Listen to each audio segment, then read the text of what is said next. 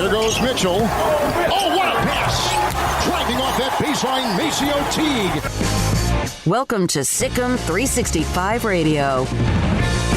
Up-tempo for Baylor. Ebner straight ahead. Johnson lassoed him from behind, but instead he pushes across for the Bears touchdown. SicEm365 Radio is presented by IdealMRI.com. High-quality MRIs for $497 or less. IdealMRI.com. Your health is important, so is your budget. Up top, here is Idle. Oh, the catch and the finish.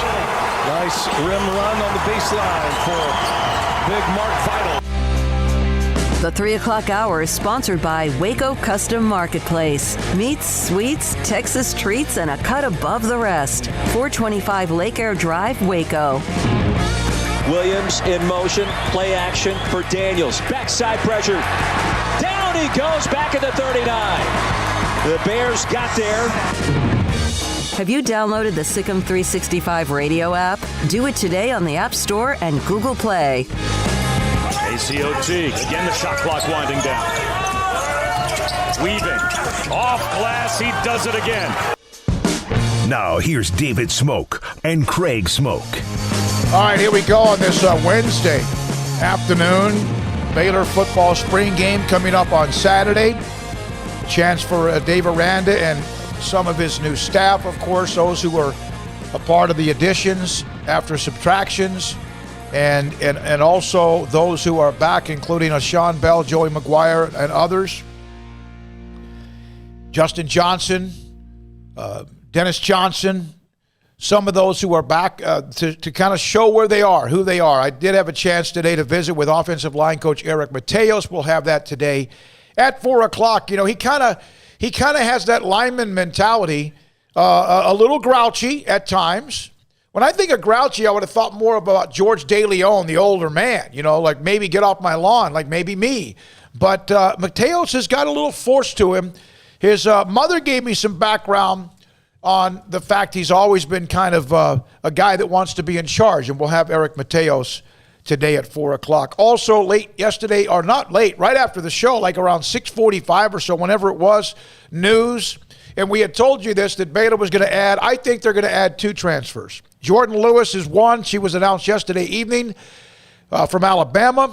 What a story she is about overcoming some injuries throughout her life, but she'll join us today at 3:15, the Baylor newest addition. And she's a point guard, and she's dynamic. And they have Sarah Andrews, and they have Jaden Owens, but she's at another level. I spoke with an SEC coach today about Jordan Lewis to get their perspective, and we'll have a little bit of that today as well. And, Craig, that was a story about the time we were wrapping up football practice. Yeah, that dropped, shortly after we kind of wrapped up everything, and didn't really familiarize myself with too many names that would be possibilities. So I think I've heard Jordan Lewis's name a couple times. I might have come across a Bama game or two, just channel surfing and whatnot. But, and reading about her, she's kind of in line with a lot of the other, transfers they brought in, very experienced and whatnot, obviously very talented. That's why they're bringing her in. So we'll see what she has. She's obviously, joining a long line of players who have been pretty dang good in making the transition from another school to Baylor. Some big names who've played in some big games and in some cases won some championships. So they don't just bring anybody in. They don't bring just somebody to fill a roster spot. They bring in difference makers, and I imagine that's what she has in mind as well. So that's a story. Jordan Lewis from Alabama. Join us in a little bit. She had a couple of games. I think she exploded during the NCAA tournament in San Antonio.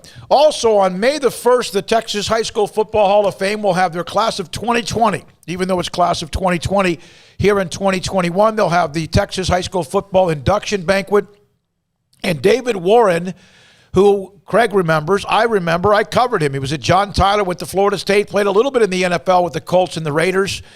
And he'll join us today at 4:30. Eric Dickerson, David Warren, Chuck Dykes, Tyrone Thurman, those are just some of the former players. Danny Amendola that are going to be a part of that class. Dan Hooks, Joe Martin, among others as well. I remember when David Warren, I guess when I think of his name, I think of when there was no 24/7 Sports or Rivals or SicEm365 or anything like that. There was no big recruiting websites, and it was like the USA Today Top 50, or you could even, I'm sure, shed light on the Max Finger rankings and whatever those were.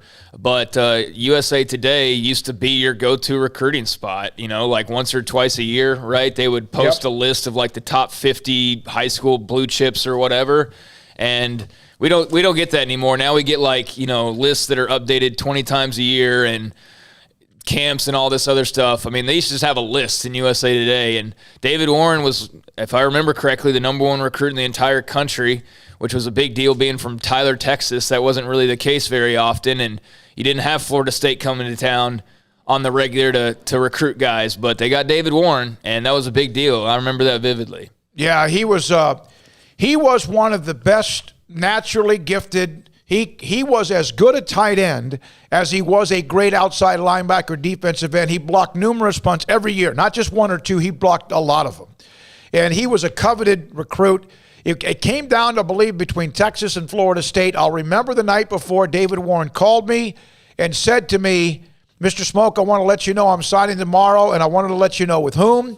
And he said, I'm signing with Bobby Bowden in Florida State. And I remember doing an interview with him that morning that ran, and back then, again, there was no, that would have been like 95 or 6 or whatever, so internet had just started, so there wasn't a lot of what we have now. And I had a lot of people call me asking me if they could run the interview because he was the Gatorade Player of the Year, or the Parade All-American High School Player of the Year, was a part of that famous 1994 John Tyler State Championship team. He's going to join us because he's about to be inducted May 1st to the Texas High School Football Hall of Fame. I kind of miss those simpler times in some ways, but now, he would have some big graphic on social media that he would post with like his 25 finalists, and then, 6 weeks later he would post his 15 finalists, 6 weeks later the 10, and, it's a different era, but I kind of miss the simplicity of just letting it be known in the newspaper or something like that. That's kind of cool that's how it used to be done. Yep, it used to be done. Jordan Lewis, again, will join us in a moment. And then, of course, we'll also have Eric Mateos at 4, David Warren 4:30. And we'll have some of the other inductees. I know that Chuck Dykes, who played really well, who played great college football at Arkansas, he'll join us among some others. John Machota on the Cowboys. We're closing in on the draft a week from tomorrow is the NFL draft. And also, it was interesting. I don't get a chance to go to practice. I've gone to the open practices on Saturday, but last night I was able to go to the football post-practice, and Kevin Curtis and Chancey Stuckey were both there as available to the media, along with players as well. And it was really cool to hear Kevin Curtis and Chancey Stuckey. We're going to run Chancey Stuckey, the wide receivers coach, today at around 5:30. Glad I got my coffee question in. I think I caught him off guard with that at the very end. We thought it was wrapping up, and was able to slide one more question and ask him if he's found some good coffee. For those that don't recall, when Chancey Stuckey was hired, we had him on, and one of the things that we discussed was his love of coffee, and not just like black or cup. I mean, he gets into the beans that are used and the countries they come from, and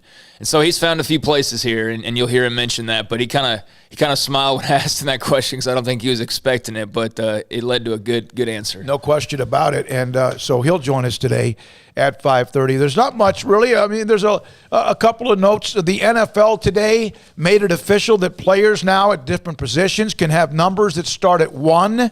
Quarterbacks 1 through 19. That's, I think, has always been the case. Running backs have always been, well, they're now 1 to 49. The NFL like to kind of pigeonhole. They kind of like to pigeonhole various. Like, for example, wide receivers could only be certain numbers. They can now be 1 through 49 or 80 through 89. Tight ends, the same thing. Offensive linemen are all still stuck between 50 and 79. Defensive linemen, 50 to 79, 90 to 99. Linebackers, now you can have 1 or 5 or 8 or 11 or whatever. Not 11, but single digits of defensive backs, linebackers, and all of the skill positions, including tight end on offense. Yeah, I mean, it's not that big of a deal. I kind of like that the NFL sort of stuck to its guns as far as those designations go, and just kind of putting guys in pockets. And it's like anything else. We just let's change this. Well, why? Well, why not? Like, why not's the reason why. I see people using a lot of, as the reason for change is, well, why not? And there's no reason to not do this, but I would have been fine if they had kept it the same way that it's always sort of been. They're going more of the college football route, I guess, so linebackers can wear single digits and whatnot, and that's cool, I guess. I mean, I don't think it's going to be that big of a deal in the long run. Yeah, there might be a few that change it. I saw a little flurry of some chatter on who some of the Cowboys players that might go single digits. Well, yeah, we're going to see some goose and some single digits probably. We're going to see some dudes wearing number 2 that aren't that good, which will look funny, but, whatever. Yeah, some of the people have to worry about playing well before they worry about their jersey numbers. Guarantee you there's going to be some guys more obsessed with the jersey number initially and then going to have a really cool jersey number and not play that cool. That nobody will get to watch you. Also, I love this one, the elimination of overtime during the preseason. I mean, why was there that to begin with? I mean, what was the point of having stuck in the mud outcome in preseason games that no one cares about? Yeah, you're stuck in the mud. And so now if you have a game that if you kick the extra point, the game goes overtime. A lot of times coaches were starting to go for 2. Even if they didn't make it, they didn't care. They'd like to win the game, but they didn't want to have to force an overtime. So now there won't be overtime no matter what. You can kick the extra point, tie the game. It doesn't matter as long as you have hopefully a healthy preseason schedule, which is only 3 games, of course, starting this year. All right, so there's chatter, of course, on the new commit, the transfer, now signing with Kim Mulkey and the Lady Bears. And there's also, there are like, I don't know how many threads on SicEm365.com about, and we mentioned a little bit of this yesterday. I had Mac Rhodes with Craig and I both on Tuesday. I asked him about any chatter with Kim Mulkey. She did an interview at Baton Rouge with a guy she's done interviews with before. It mainly was about the Naismith Hall of Fame, which is in the middle of May or the second week in May. And then he mentioned that LSU's coach is being looked at as a possibility of moving to the WNBA. And so he brought it up. And, of course, anytime – and there's been so much chatter about this. Here's what I can tell you that I know. Nothing really concrete, but I can tell you this. This is my gut feeling. LSU has not contacted Kim Mulkey. Well, first of all, I looked last night, and the LSU head coach, it looked like had made it known that she was gone, like as of a week ago. And then there's even articles about her being linked to like the Las Vegas WNBA job, but yet then I looked and there's no tweet from her saying I'm not at LSU anymore. There's no story saying officially. It's all just hearsay, basically. I think they're waiting on what's going on maybe with the WNBA franchise in Las Vegas. So, one, there's been no contact. You can sit there and go, yeah, but then there's always third-party stuff. There is no agent really for Kim. She kind of runs her own ship, and that doesn't mean she doesn't have advisors and other people, but that's kind of like she does this on her own. So there's not that, she can say that a coach can say, I haven't talked to anybody, and it could be true, or I haven't talked to anybody from so-and-so, and it could be true, but the agent is. So it doesn't appear. We know that there's a lot of feelers in Louisiana, that Kim has a lot of family, a lot of friends. Heck, she's from there. But here's what I can tell you. No offer, no contact. That doesn't mean it won't happen. That doesn't mean LSU won't be interested. I'll tell you this about Scott Woodward. I spoke with a coach, a college basketball coach that's in the SEC. Scott Woodward was at A&M and he's at the University of Washington. He hired Chris Peterson from Boise State at Washington. That was a big-time hire. He made a splash at A&M by hiring who at football? Jimbo Fisher. Buzz Williams, the men's basketball coach. So he's known for what you call splash hires, big-name hires. So that would be a nice hire for them. Women's basketball at LSU would be well below football, well below baseball. And right now, even in the case, of course, Will Wade and LSU men's basketball program kind of under the gun with Adidas and whatever else, the FBI stings, whatever, below that. And also even maybe gymnastics. But what they need, and so this is why at least there could be simmering, is LSU needs a feel-good. They need kind of like this golden child to come on campus to take away from some of the negative of what happened with football with Ed Orgeron and Les Miles and all that stuff. Yeah, well, the golden child can sometimes bring some of that too. You know what I mean? Like that's and I would hate to see Mulkey go anywhere. I don't want to pour too much gas on this because, I mean, based on what Max said, based on what we've seen, I mean, this is more talk than anything else going on. And really, I don't even know how much talk there is. And for LSU, I mean, look, they've got their own sex scandal going on right now. Their athletic department was $56.4 million short of their budget last year. So I don't know that they're going to be having Ritz-Carlton stays for the women's basketball team anytime soon when they're $60 million in the hole. And I know that most athletic departments lose money. I can't imagine, though, that most are losing $60 million. Like, I wouldn't think that would be sustainable for most anybody. But, I mean, they've got financial issues. They've got this scandal going on because of the athletic department and at Orgeron and whatever was going on there. They got protests on campus. So, I mean, whatever. But I'm not that worried about it either way. I think it would be great for Mulkey to be around for the long haul. That's what I would like to see. I think it's what most people would like to see. But, at some point it's just like, okay, whatever. Like, sometimes there's a perfect storm of things that might make something happen, and maybe there is, and that's to be determined. But right now, no contact, no offer. Last night at the boards, one of the things was that the LSU boards were saying that today she was going to be introduced at 3:30. Well, they have 15 minutes to call that press conference. Get that together in a hurry. Yeah. All right, coming up next, she's the newest weapon for Kim Mulkey and the Lady Bears. Jordan Lewis, who had a really nice year at Alabama. She's going to be a 6th-year grad transfer, because she had 4 years plus a medical red shirt. She has been through a lot of injuries from even 9th grade, but she's overcome every one of them and gotten better. She was at one point, her mother, Shireen, told me she was a scratch golfer.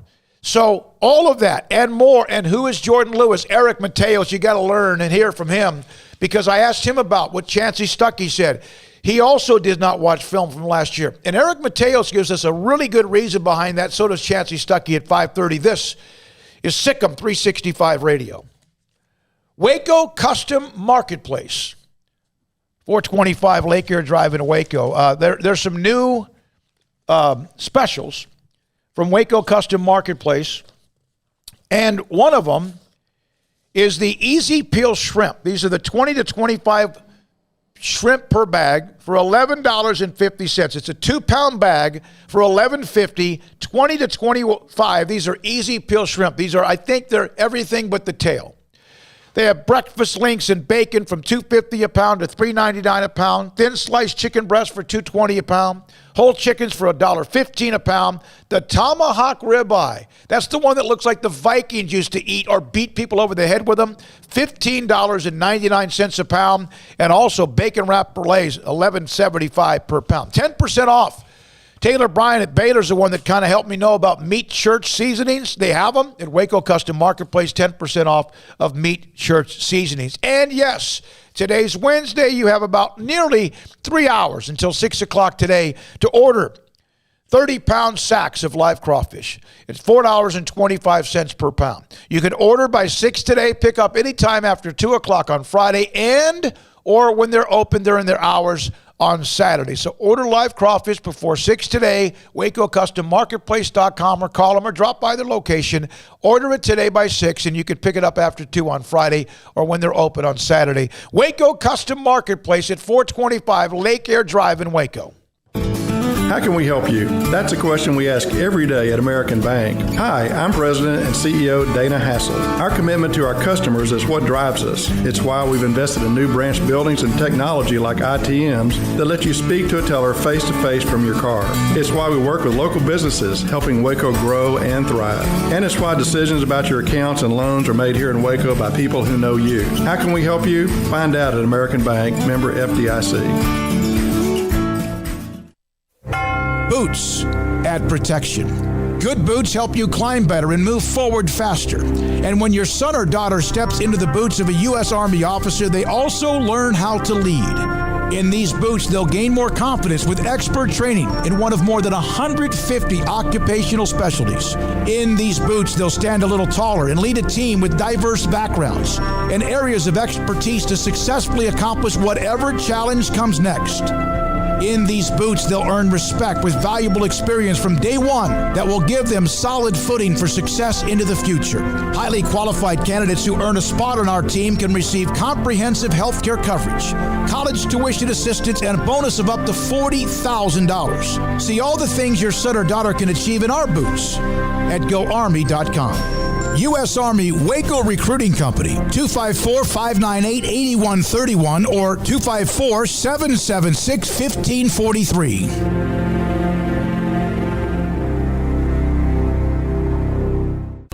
What you do in privacy is your own business. What you do in public with your truck, well, that's our business at Pickup Outfitters. In your garage, it's okay for your truck to parade around in the nude with no accessories. Hey, this is still America. But when you bring your truck out in public, it's just common decency to put an outfit on your truck. And that's where we come in at Pickup Outfitters. Put a cover on that bed. Cover your rear end with a bumper and a hitch, for goodness sakes. There are women and children on the roads. And guys, don't leave your tools exposed. Put them in a toolbox. Be proud of your truck and stand tall with a lift kit. Or improve your truck's posture with a leveling kit.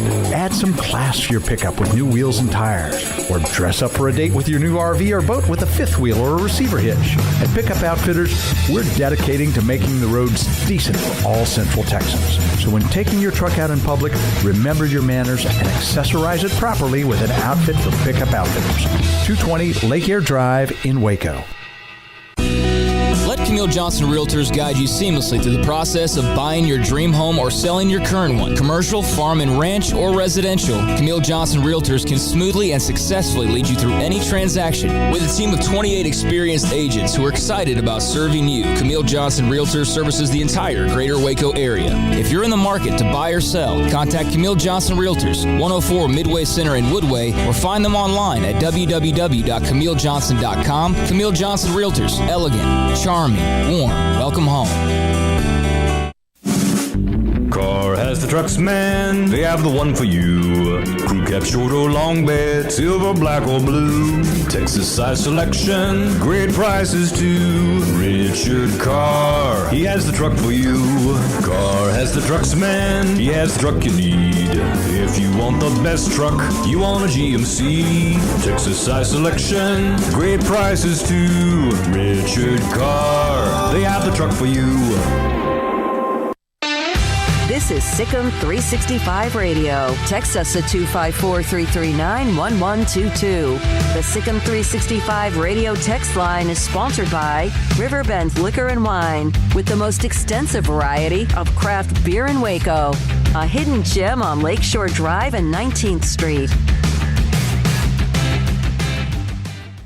Jordan Lewis, the newest member of the Baylor women's basketball program. The Lady Bears add this dynamic guard from Alabama, from Windermere, Florida. Jordan, thanks for your time. When did Baylor come on your radar, and kind of take me through the contact and eventually your decision to join Kim Mulkey and the Lady Bears?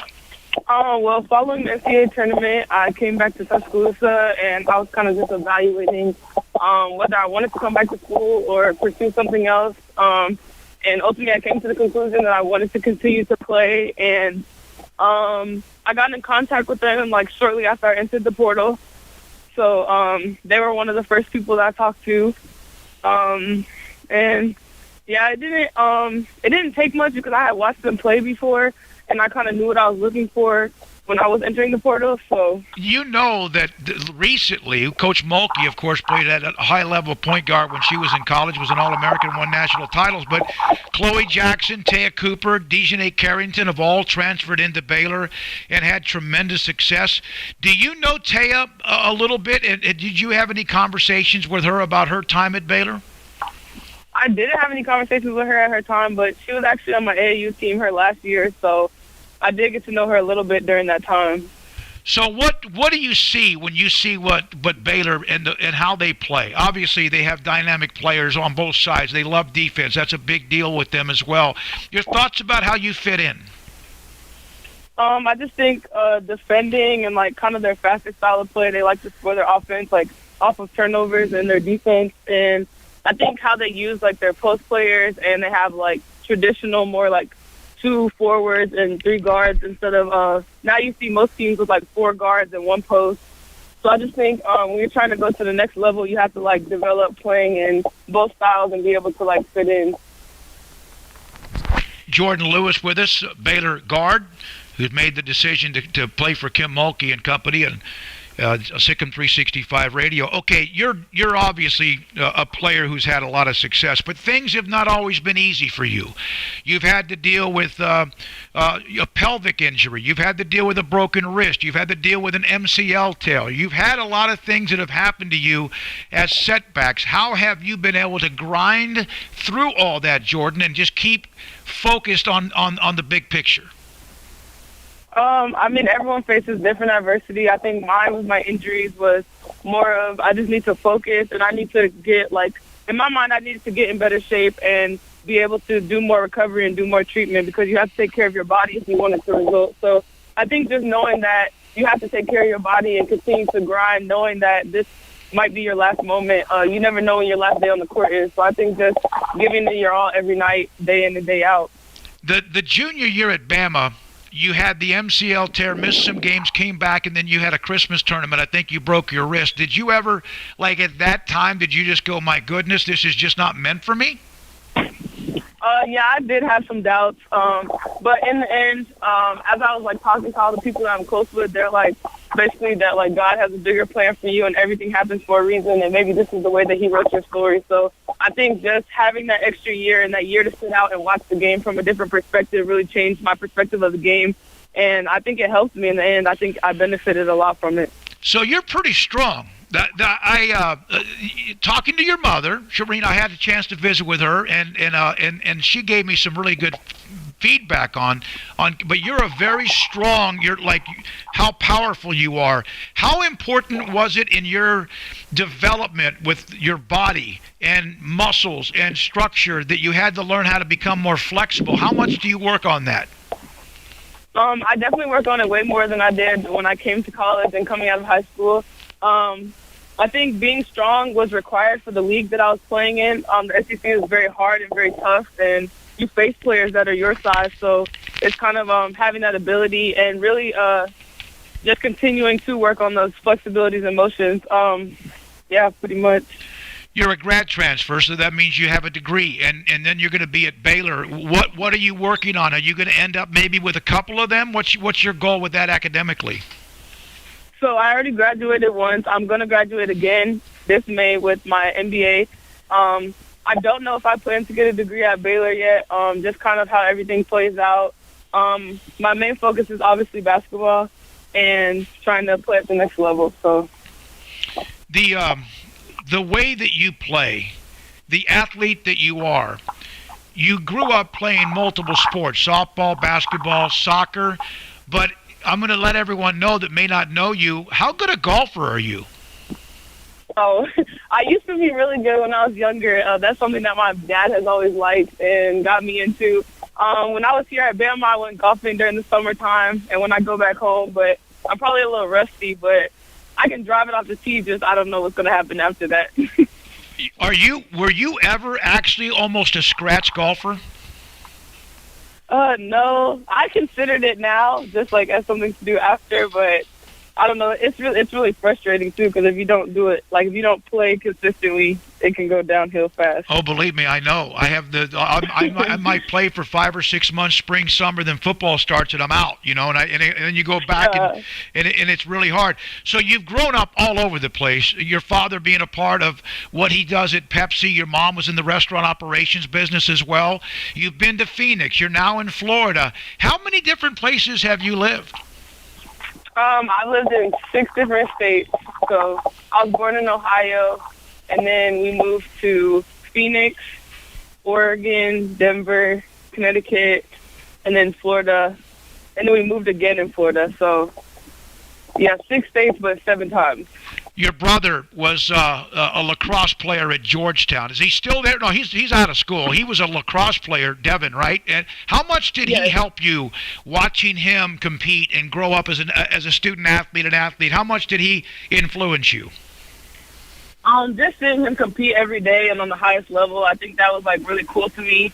I wanted to play a college sport because you can see what it can do for you. It can lead you to so many different paths. And so just his passion about wanting to go to college and practice every day and grind really hard just made me want to work hard so I could kind of be in the situation he was in. Did he ever give you any specific advice, whether it was about sports, athletics, just growing up in particular, that you remember the most? mean, just to, like, keep at it. I mean, I wasn't always the best when I was growing up. Everybody was, like, ahead of me, I felt like. And so he just told me to, like, never stop trying. And, like, you can make it, too, like, if you continue to work hard. So, how much does Kellen maybe lean on you, his older sister? How much, or his sister, how much does he lean on you? He's in basketball now. How much of a relationship do you keep in touch with him? I talked to him a lot. I was actually at his basketball tournament last weekend. I try to go watch him play as much as possible because he is the last one in the house, and so I think it's kind of hard sometimes when you're only around your parents. And so I think being someone who understands where he's been and been in his shoes, like, I just try to encourage him and tell him that, you know, not everybody has the same peak at the same time and that you shouldn't compare yourself to other people, but, like, just be your own person and continue to play. Jordan Lewis with me, David Smoak on SicEm365 Radio. So you've made this decision. You were in the transfer portal, you mentioned that, and then you reached out to Baylor pretty quickly. Did it remind you, Jordan, at all? Can you kind of compare it to when you were a high school player getting recruited by colleges? I would say not at all. Coming out of high school, I was not, like, very highly recruited. So I think I made my decision very early to go to Alabama. And so I think this was a very different situation. It was kind of overwhelming in a sense, and yeah, I just think it was very different. So what made you, how did you, when I say that you came out of high school, you said you weren't recruited that heavily, but you go to Alabama. So when did it all click for you? When did everything all of a sudden happen where Jordan Lewis became this player? I think coming out of high school, my high school coach, Al Honor, he was my high school coach and my AAU coach. I think that he really instilled confidence in me to believe in myself. I feel like I lacked confidence because I was around so many players that were highly sought after, and I kind of picked it up later than them. So I just think him believing in me and putting in the work. I mean, his son was around the same age as me. He's now at Clemson, and I think both of us being smaller guards and just feeling like we've been overlooked, that we wanted to put the work in and show, like, what we could do and what we were capable of. So I think just him instilling that confidence and then just putting the work in to back it up and kind of build over the years. Jordan, how much have you had a chance to visit with Coach Mulkey, and what has she said to you? I talked to her a couple times on the phone. You know, with, like, the dead period rules, I probably won't be able to get up there and talk to them until after June 1st. So just looking forward to that. Do you know her history as a player when she was at Louisiana Tech? Did you know much about that? I know a little bit about her. I don't know very much because I've honestly, All-American at Louisiana Tech back when they were a national championship-type program. So the point guard position is obviously something she knows quite a bit about. Where you live, you have some people around your neighborhood that are pretty big names. How have you had a chance to say hi to many of them? Do you get a chance to, or is it kind of a real quiet place where everyone just kind of stays to themselves? Well, Grant Hill, actually, his daughter went to school with me, so we know them very well. They've been, like, big supporters, and I think everyone is kind of like a community there. I don't think anybody's really to themselves. Like, everyone wants to get to know each other, and everyone has their own successes. So I think it's just cool to see other people that succeed in different areas. So what's it like for you, to wrap it up? Jordan Lewis with a SicEm365 Radio. You made the decision to get in the transfer portal. You had no idea what was going to happen, but I'm sure everyone would love to have had you on their team. What's it like now? And are you relieved in a way that now you know where you're going to go in your next part of your chapter in life? Yes, I'm very relieved. I also feel like I can get back to work now and know that the school I'm going to is good. I'm just happy to be in this situation. I can't wait to get to school and just continue my journey and continue to grow as a person and a player. It's a young lady that in 9th grade had a hip injury, then also had to miss time because of a pelvic injury, and then you had the broken wrist. What does that say about you, that you've overcome all that? That you just can never stop. You can't let something affect you and end your career. You just can never give up. I think that's just been a big thing of mine. No matter how far you fall, you just have to get up and keep trying. Jordan, thank you for your time. Good luck. Thanks for your time, and we'll see you soon. Thank you. Jordan Lewis, the newest member of the Baylor women's basketball team on SicEm365 Radio. 1, 2. I'm in love with a man named Rudy. I'm okay with that. He knows exactly what I want.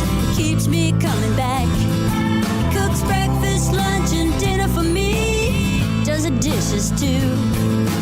I'm in love with a man named Rudy, last name Barbecue. It sure is easy to fall in love with Rudy's tasty oak smoked barbecue. Next in line. Riverbend Liquor and Wine has their easy-to-access drive-thru open and convenient and clean in-store location on the corner of Lakeshore Drive and North 19th Street in Waco. Riverbend Liquor has the best and most extensive variety of craft beer selections in Waco, and Balcones Whiskey, including single malt, pot still, baby blue, rye, brimstone, and the all-new Lineage in stock. Riverbend Liquor and Wine, family-owned and operated, and a hidden gem in Waco on Lakeshore Drive and 19th Street. And find out more on Facebook and Instagram. At Ideal MRI, we feel blessed to be a part of the Waco community. We're a small family business right here in Central Texas, and our goal is to bring down the cost of healthcare while maintaining high quality. At times like this, the cost of healthcare has never been more important, and unfortunately, significant illnesses and injuries still occur. That's why Ideal MRI is open and here to serve you through the difficult time. We offer premium MRIs just like a hospital with state-of-the-art technology and specialists, but you'll pay less. Sometimes thousands of dollars less, whether you're using insurance or not. At Ideal MRI, we accept most insurance and there are no hidden costs, even offering financing if that's needed. Everything included in the price, and you'll not get something as a surprise in the mail later on. If you need an MRI, ask your doctor about Ideal MRI. They'll know. You can schedule an appointment safely from home online in minutes at idealmri.com or give us a call, 833-IDEAL-MRI, idealmri.com.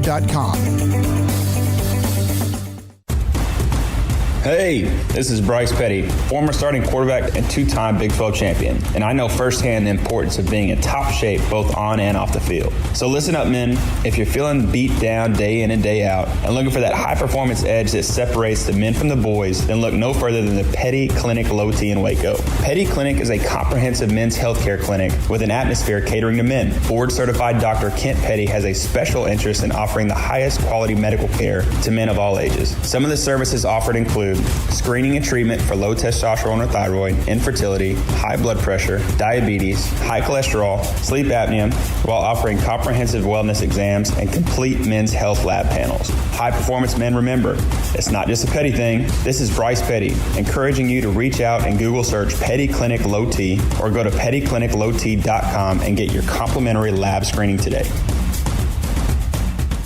After my first car accident, I feared the biggest damage would be to my wallet. I expected a mountain of bills and a long, drawn-out process. But my Texas Farm Bureau insurance agent was there when I needed her and helped me get back on my feet and in my car in no time. Instead of a hassle, I got reassurance and a quick recovery. Stop by and see our agents at one of our 3 McLennan County locations. Coverage and discounts are subject to qualifications and policy terms and may vary by situation. Welcome back to SicEm365 Radio. Have you downloaded the SicEm365 Radio app? Do it today on the App Store and Google Play. All right, so there's an interesting story, and of course, Scotty B., our guy, our SicEm365.com and SicEm365 Radio beat reporter. I'm not kidding. He's unbelievable. TCU men's tennis player Juan Martin issued a public reprimand by the Big 12 for his conduct during Friday's match against Texas Tech, in addition to a 2-match suspension levied by TCU for spitting on a Red Raider fan while leaving the court. Well, you know, Texas Tech fans are pretty disgusting in many ways, but I don't know about spitting on them as you leave the court. Yeah, that's a bit of a no-no. And not to mention, you know, you have the added caveat of in a pandemic era. You know, you add that onto it and you make it all the more serious. That's just, you know, spitting on somebody is never cool anyways. But, yeah, not a good look. And rightfully so, he's suspended. Bob Bowlesby, there's no place for this type of behavior. Game participants are expected to maintain composure, not engage negatively with fans regardless of the circumstances. And, yes, there's probably times you probably felt like you wanted to yourself. But, you know, I think spitting on somebody is maybe about as low as you can go.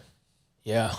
You can throw a punch. You can, you know, maybe kicking, of course, but spitting on somebody is about it. I don't know if it's as demeaning to me as you could. I don't know if anyone ever spit on me if I could ever control my rage enough to ever stop being pissed. Yeah, I'm surprised there wasn't a brawl that broke out as a result because, that's like you said, about as low as you can go disrespecting somebody. I mean, you can say things, but I'd rather somebody, insult my mama or something, and I could take that a lot better than if you spit at me. So, yeah, that's automatic fight occurring right there for pretty much, anybody with a tick in their heart. So, suspension deserved, and that's not a good look. And TCU, I'm sure, will have some conversations within their department to correct that moving forward. I don't know this. I'm just guessing at this. I'm not sure for sure. But I hear, didn't they just play Baylor on Sunday for a piece of the Big 12 title? Baylor won the match, and I think that suspension may have counted towards this past weekend. And you wonder,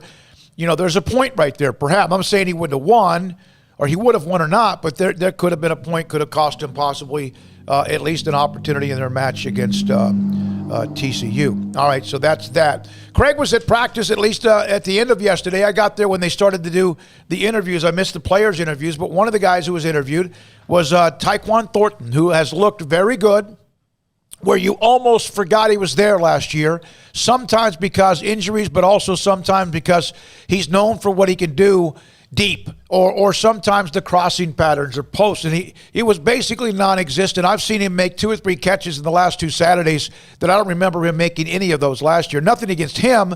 Part of it was him, but also it was because the offense was also a mess. Your thoughts about, and we're going to hear from him about 3 or 4 minutes with Taekwon Thornton after practice in just a second. Well, I don't think he's ever had the right quarterback for him necessarily. And what I mean by that is just Taekwon can be so dangerous deep, and they haven't had a guy who can consistently make throws like that, whether it be because of the time that's needed to make those throws or the strength that's needed to make those throws, whatever the case may be. We haven't seen a consistent deep Baylor passing game in several years now, and that's what he's suited for. Now, part of what they're doing and why he's standing out a bit more is because he's more than just a deep ball guy, and so they're trying to get him more involved in, learning the other routes and being effective at those as well. So he's just, I think the main thing with Chancey Stuckey's is just making these guys more complete wide receivers, and I was kind of surprised to just hear, some of the detail work they're going over, almost as if like maybe that's not something they've done that thoroughly before. I don't know, but a lot of detail work, and you'll hear Taekwon talk a bit about that. I will say it was noticeable that he was a lot bigger, at least in his upper body. His legs looked a little bigger too. I mean, he's still a thinner guy and a wirier, more wiry type of guy, but he's noticeably gained some muscle. Like, he's noticeably gained some weight in his upper body, and yet he can still probably gain a lot more. He could probably put on like another 15 pounds pretty easily, I would think. I don't know how easily for him, because obviously it's a little bit of a struggle. But, I mean, did you take note of that? Yeah, I didn't see him last night after practice because he was already gone. Right. Yeah, but I'm talking about, I was in the end zone when he made that one catch. He kind of cradled it right inside the pylon at the goal line. And he just looked bigger. I'm not saying, like you said, he's not like he just. He's not Josh Gordon or Corey Coleman or anybody that's really any of those guys. He's more like but he's not Tevin Reese. My concern with Taekwon was always if he had to make a catch in traffic, he could be wiry, he could be strong, he could be tough as nails. But I always was wondering if, just because he's a little bit, I don't know how tall he is, but he was kind of not frail looking, but No, he was like definitely a thoroughbred, not like an over-the-middle type guy. And I was always worried about him taking a hit that he wouldn't get up. Yeah, no, he's definitely on the thinner side. And now I think he still sort of is, but he's a lot more mature body-wise than he was even a few months ago. Now, granted, I haven't seen him that close in like 2 years at this point, but I could definitely tell a difference from the last time I had seen him. So I think that's positive. And I think, too, he's made in the last couple of sessions that we've been able to see, 3 or 4 catches that were in traffic or contested, or he needed to rip the ball away or just make the catch. And that's not always a guarantee. The Baylor receivers, I mean, as much as we talk about Charlie or the offensive line or whatever, they dropped a lot of balls last year, or they didn't make the tough catches very often. And he's made 3 or 4 of them in the windows that we've had available. So hopefully that's a that's a consistent thing, and that's a thing that we see him do week in and week out, because if he can start making those tough catches and being a bit more physical, then I think the sky's the limit for him. So definitely think he's going to be heavily involved this year. Yep, and so he was available, and he's somebody that you would, any of the production from him, because last year he was kind of almost non-existent. We know what R.J. Sneed did in the highlight reel type of stuff. Chancey Stuckey today at 5:30. I hope you have a chance to listen to not only this with Taekwon Thornton, but Eric Mateos at 4. What? I mean, I knew this, but looking back on it, it's still just silly. Yeah, the numbers, it's crazy. He had 16 catches for 158 yards and a touchdown last year. Taekwon Thornton, the year prior, he had 45 catches, so he had 30 less catches last year. And he went from 782 yards to 158. Oh, that's crazy. He went from 5 touchdowns to 1. He went from his long being 78 yards to his long last year being 25. And he went from his average yards per catch being 17.4 to 9.9. So drastic drop-offs in every single category for him last season. And none of that surprises me. In fact, I'm trying to figure out how I can remember the 16 catches. Even his freshman year was better. If you take away the catches and just the yards and touchdown, that could be a game line for him. 170 whatever and a touchdown. Oh, yeah. Even if it's 5 to 8 catches in a game. I mean, here's the thing. His freshman year, he had 4 more catches. He had nearly 200 more yards. And he had 2 more touchdowns than he did last year. His freshman year in 2018. So that goes to show you just, the big drop-off from – and that was – not a good year for that was the 6-6 year, I guess, 2018. Yeah. Yep. So 7-6. Yeah. He had his career low stats last year. All right, here's Taekwon Thornton after practice, and then my conversation from earlier today with fresh stuff from Eric Mateos, SicEm365. Taekwon. You are going to have a new starting quarterback for the first time in a while. How's that been going working with these guys? It's been going good. We've been getting a lot of reps. I feel like all 3 of the quarterbacks have been performing at a high level. So I feel like we're getting good time in, and we all putting work in together. What have been your initial impressions of Coach Stuckey and just kind of what he's asking the wide receivers to do? Basically just coming to work every day. He bringing a lot of tools, teaching us a lot of things, just the small details, starting with stands and starts, the small things that you think is not important. So we all just coming to work every day, taking it all step by step. Second days. You look like you put some weight on. What was your off season like? I mean, clearly you made. Everybody's talked about the strides made. Can you kind of give us your experience? I just knew I had to get stronger in the weight room, so I had that mindset, attacking the weight room, getting stronger, basically. What have you thought of the new staff, strength and conditioning staff? Oh yeah, I feel good about them. I love the workouts we've been doing. Feel better. So you can see it and. I'm pretty proud that they're here.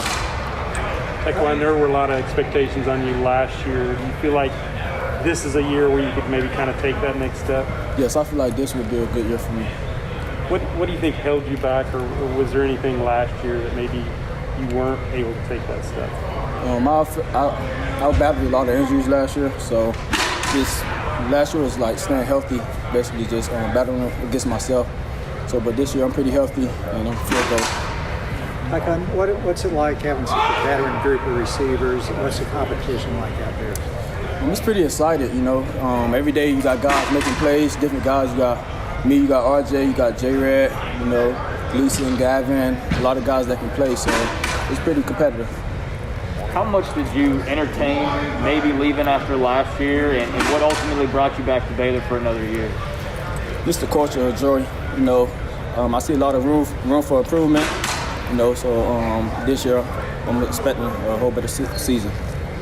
Particularly after not having a spring last year, how big was this for you guys to have this and maybe just come closer together and just have a spring football? Yeah, it was huge for us. So last year, not having a spring, that's basically like the time we get all the bonding in, building that family, that brotherhood. So we didn't have that last year, but we got that this year. So I'm pretty excited to see what it brings to the season. How much of a different place do you think the team is as far as chemistry goes versus a year ago? I feel like the team is like at a whole different state, The coaches, the players, training staff, all us, we together as one, so it's a whole lot better. What excites you most about Saturday's green and gold game? Excuse me? What excites you most about Saturday and the spring game? Just to see all the guys come out and play, as one.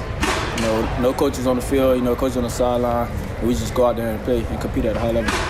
Is there a little bit of an excitement level or bump or whatever when y'all go over to the stadium anyway? I mean, not whether you're playing a game or not, just going over there. Yeah, so the stadium will give you a different energy. So we know, once we practice in here in the indoor or out there on the fields, all right, that's practice. But once you go in the stadium, you got to, take it up a notch. Taekwon, I've seen you make some tough catches, the couple practices we've been able to watch. What have you worked on being more physical? What's kind of been your mindset this offseason? I'm just being more dominant. Just being more dominant at everything that I do. Keeping my eyes on the ball, seeing it, having little eyes, like Coach Lucky say. It's just taking care of the football, that's all. All right, nice point. Thank you. Thank you. That's Taekwon Thornton, Baylor wide receiver, someone that basically just disappeared because of the offensive issues across the board. Even the wide receivers, they have to be accountable for some of that as well. But as Craig threw the numbers out, 16 catches for 180 yards approximately and 1 touchdown. There are guys that can get that in one game. 16 catches a little bit much. What's Devontae Smith, I think, had a couple games like that last year. So you got to have time to throw it. You got to have the offensive line to give you time. You have to have the quarterback who can get it, find it, throw it in certain areas, certain angles, certain distances, and then wide receivers who also can separate and get open on occasion. So that'll be fun to see his progress. But he's caught a couple of touchdowns. I believe it's 2. Again, I know they're kind of like glorified scrimmages, and then Saturday, of course, is the spring game.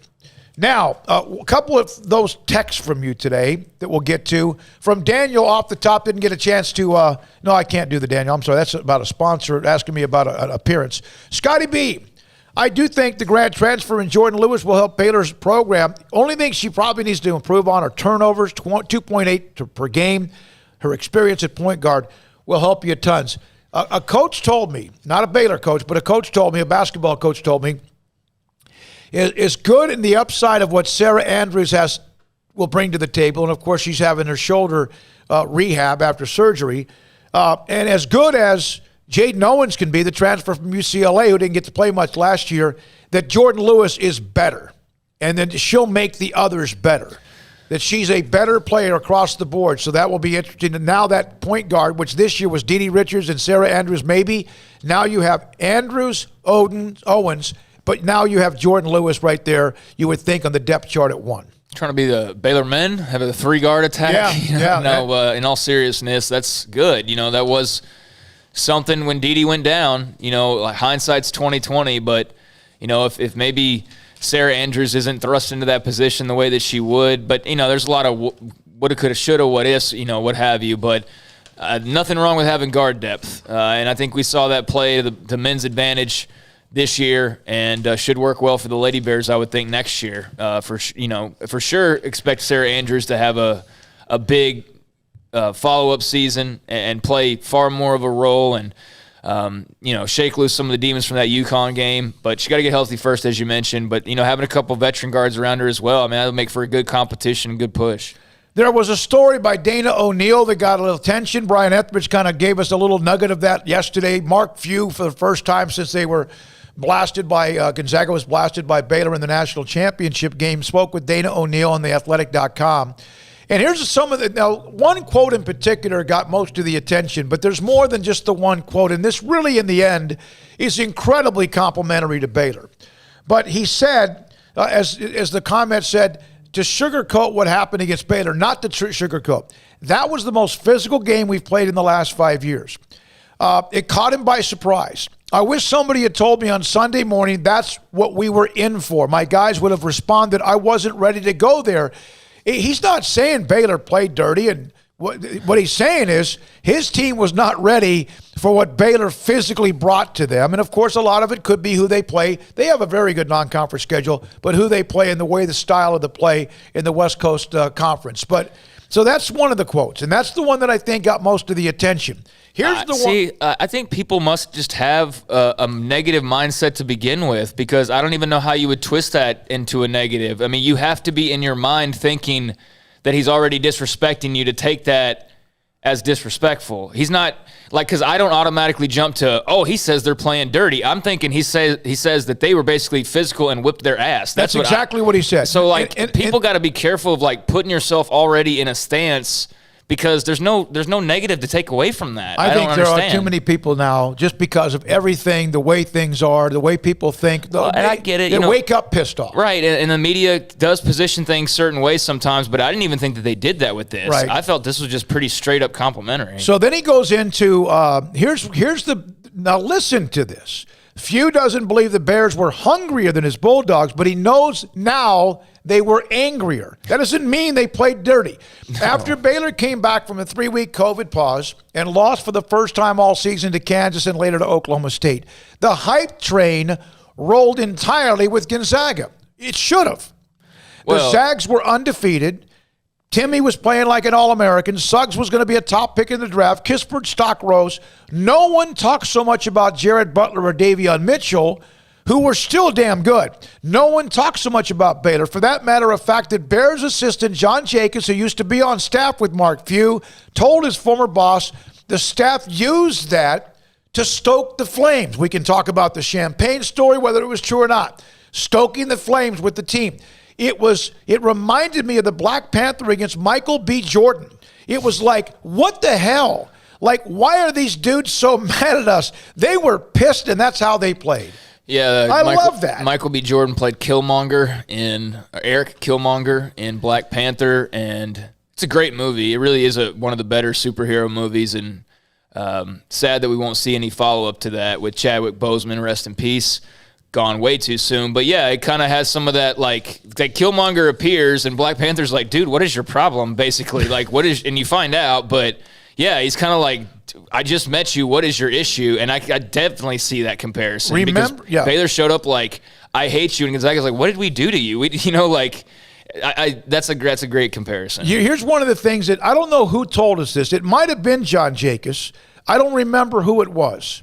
But after the championship game, we had a coach on, and the coach told us that when Gonzaga's starting lineups were being introduced, it might have been Jeff Goodman who told, I can't remember, but when the introductions occurred, Davion Mitchell stood there, arms crossed, feet kind of like just staring at Gonzaga like it was like, okay, that's my prey. Remember that? Yeah, somebody described that to us. A lot of people act that way, or try to put that give that off. But man, one thing about this Baylor men's basketball team that they can go grab all the 5 stars they want, but they had legitimate dudes on this team, like dudes that you do not want to disrespect or say the wrong thing. I mean, not just guys who acted like that, but guys who you felt like they would also back it up. Mark Vital and Davion. I mean, they were not playing around, and I just love that about this team. There was nothing fake about them, not a single thing, including the toughness. So he said it's not that Baylor's ferocity is not an indictment. Oh, no way. We've been to national championship games twice. We've been ranked number 1. But he wasn't saying, and I never took it either. I know some like, he's saying, and of course some Gonzaga fans, but who can? Mark Few was saying that Baylor came into that game, they wanted blood. They wanted to be recognized for who they are, the best team in college basketball, and they felt like perhaps for about a month there, they fell out of favor with, hey, it's either Gonzaga or Baylor, even though that's the collision course we've had for over a year. Well, you know what? John Jacobs or Scott Drew or Alvin Brooks or whoever you want to name might have, you played some mind games or whatever, but 1, it worked, and 2, bottom line, it worked. That's all that really matters. But 2, they were being disrespected. There was a good month where even when they were playing well, people were like, Michigan jumped ahead of them. Whatever, come on, Baylor. Illinois jumped ahead of them. Yeah, exactly. Nope. And when did Gonzaga move from number 1? Never. But Baylor, they had no problem. Here comes the Illini. Here comes, whoever else you want to throw up there. They had no problem bumping them off number 2. Had every issue with trying to bump them over Gonzaga. Until they had to finally do it when they played head up. So, they had every right to be feel disrespected, and some of it was, coach tactics, I'm sure, which is smart, but a lot of it was legitimate. A lot of it was actually real, and I don't blame them for feeling that way. When we come back, Baylor, one of their newest coaches. We've had him on live. In fact, it was right after he was hired, Eric Mateos. And I had a chance to visit with him. Pretty lengthy visit about many things. And again, I asked the question, Chancey Stuckey brings this up, about watching. Remember Larry Fedora said, I'm not going to watch any film in it? Yeah. And I even like, what? And then, of course, we brought kind of why maybe he should have. But Mateos and Stuckey and others have said, no, I asked him directly, why not? And then many things about what's best for him. Ribeye steak, meatloaf, mama's lasagna, or Whataburger patty melt with onion rings. And he and his mother, the confrontation about the orthodontics in his life that may have created this, all that's in fun, but some great football X's and O's. Eric Mateos next on SicEm365 Radio. IdealMRI.com. It takes time to get set up to get an MRI. Maybe it's a ligament or a muscle that you've torn. And all of us at some time, whatever you do, whether you're active or not, something just gets strained. And then for whatever reason, it gets worse. And then sometimes because you might be playing, even if it's like City League softball, or you work out, or you're running, jogging, or something, you fall off a ladder. Something is not good. Or you just slip and maybe on the ice just a few weeks ago, and you maybe tear a ligament. It happens. Ideal MRI for $497 or less every single time can get you an MRI. One, go to IdealMRI.com. You can also go by their location, Central Texas Marketplace off I-35, the south part of Waco, Loop 340 and Highway 6, right there in the Central Texas Marketplace. An absolute state-of-the-art MRI machine that's state-of-the-art. I mean, as good as it gets. And I've been in it. And so you can get the appointment. Go in, you don't have to wait in some large waiting room, waiting for the loudspeaker. You know, like number 46, it won't take long. And then the Texan specialist will help you through the process to tell you what to expect. You get the MRI, and then when you're done, later on that evening or the next morning, you'll get a call from one of the doctors, Texas specialists, to explain what they see. And then they'll pass it on to your doctor, so your doctor will know what your ligament, muscle, torn, worse, or anything in between. And $497 or less every time. The average is $1,100. IdealMRI.com. At Baylor University, students can shine in their own way. Or should we say their own ways? Because there's no limit to the ways Baylor students make the world a brighter place. Whether they're leading a student organization or following a higher calling, getting advice from faculty, or taking part in world-class research, pursuing their dreams, or working toward their dream job, students find their place to shine at Baylor, where lights shine bright. Stepping into the boots of a U.S. Army officer can add confidence and leadership skills to your son or daughter's career path. See all the things they can achieve in our boots at GoArmy.com. U.S. Army Waco Recruiting Company, 254-598-8131 or 254-776-1543. From the first workout to the last practice, sports is an incredible challenge. Hi, this is Dan Ingham with the First National Bank of Central Texas, and we're proud to support each athlete, every parent, and our educators. From families, small businesses, to the biggest industry, we're here to help. With remarkable products like First Free Checking, we've got banking ideas that fuel big dreams. The First National Bank of Central Texas. Familiar faces making local decisions. Member FDIC, Equal Housing Lender. How did Edward Jones become one of the biggest financial service companies in the world? By not acting that way. Financial strategies, one-on-one advice, it's a big difference. And that's why Brad Wilson, your Edward Jones financial advisor, makes sense of investing. Experience the difference for yourself. Brad Wilson, 250 Sharon Drive in Woodway, 254-776-4337. Edward Jones, member SIPC.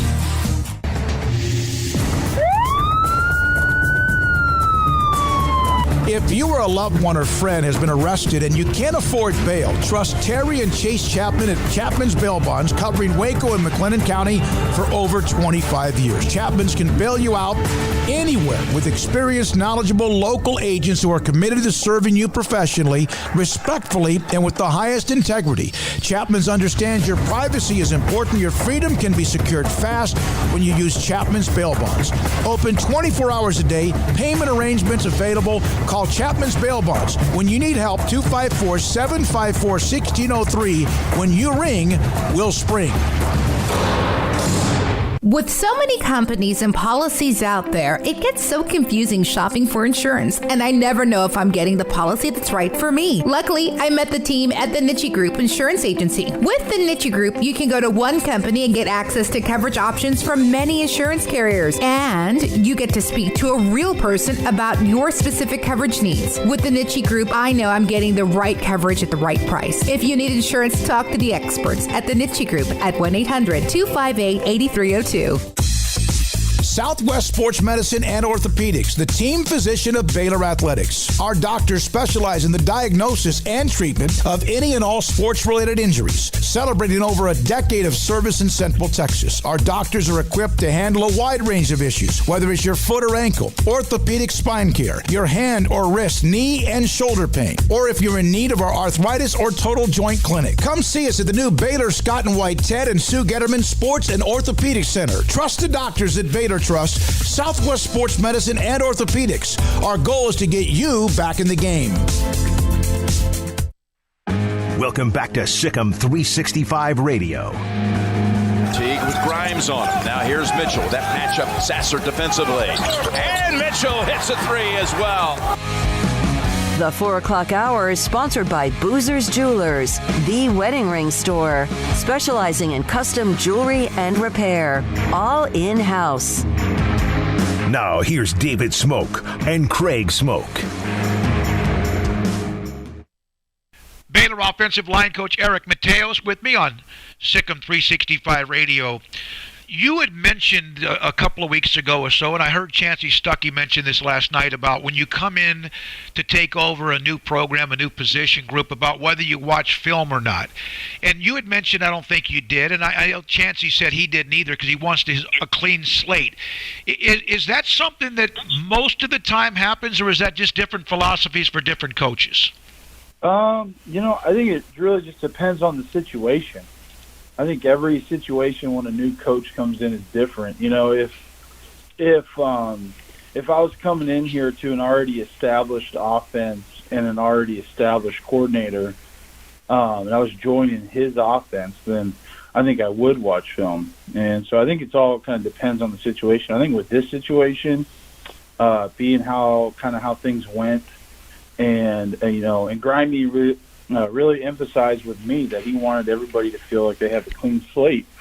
And I think for me to give that with good faith requires me to not dive into all their fleas and let me kind of find the fleas for myself, but also give guys that maybe they weren't happy with their performance last season an opportunity to just come out and be a different person. And I think anytime this situation like this comes up, I think it's healthy to give guys a clean slate and know that you're in it with them, and whoever they are for you now is going to be who you're going to coach. So, this is a team last year. Everyone, there's a reason you're there. There's a reason Chancey's there. There's a reason Grimes is there because the offense struggled and what Coach Aranda needed or thought they needed to do. Did you feel like part of what you've had to deal with this spring, Eric, is an offensive line that almost in a way, football-wise, has PTSD from last year because it just struggled and so many things were said about them?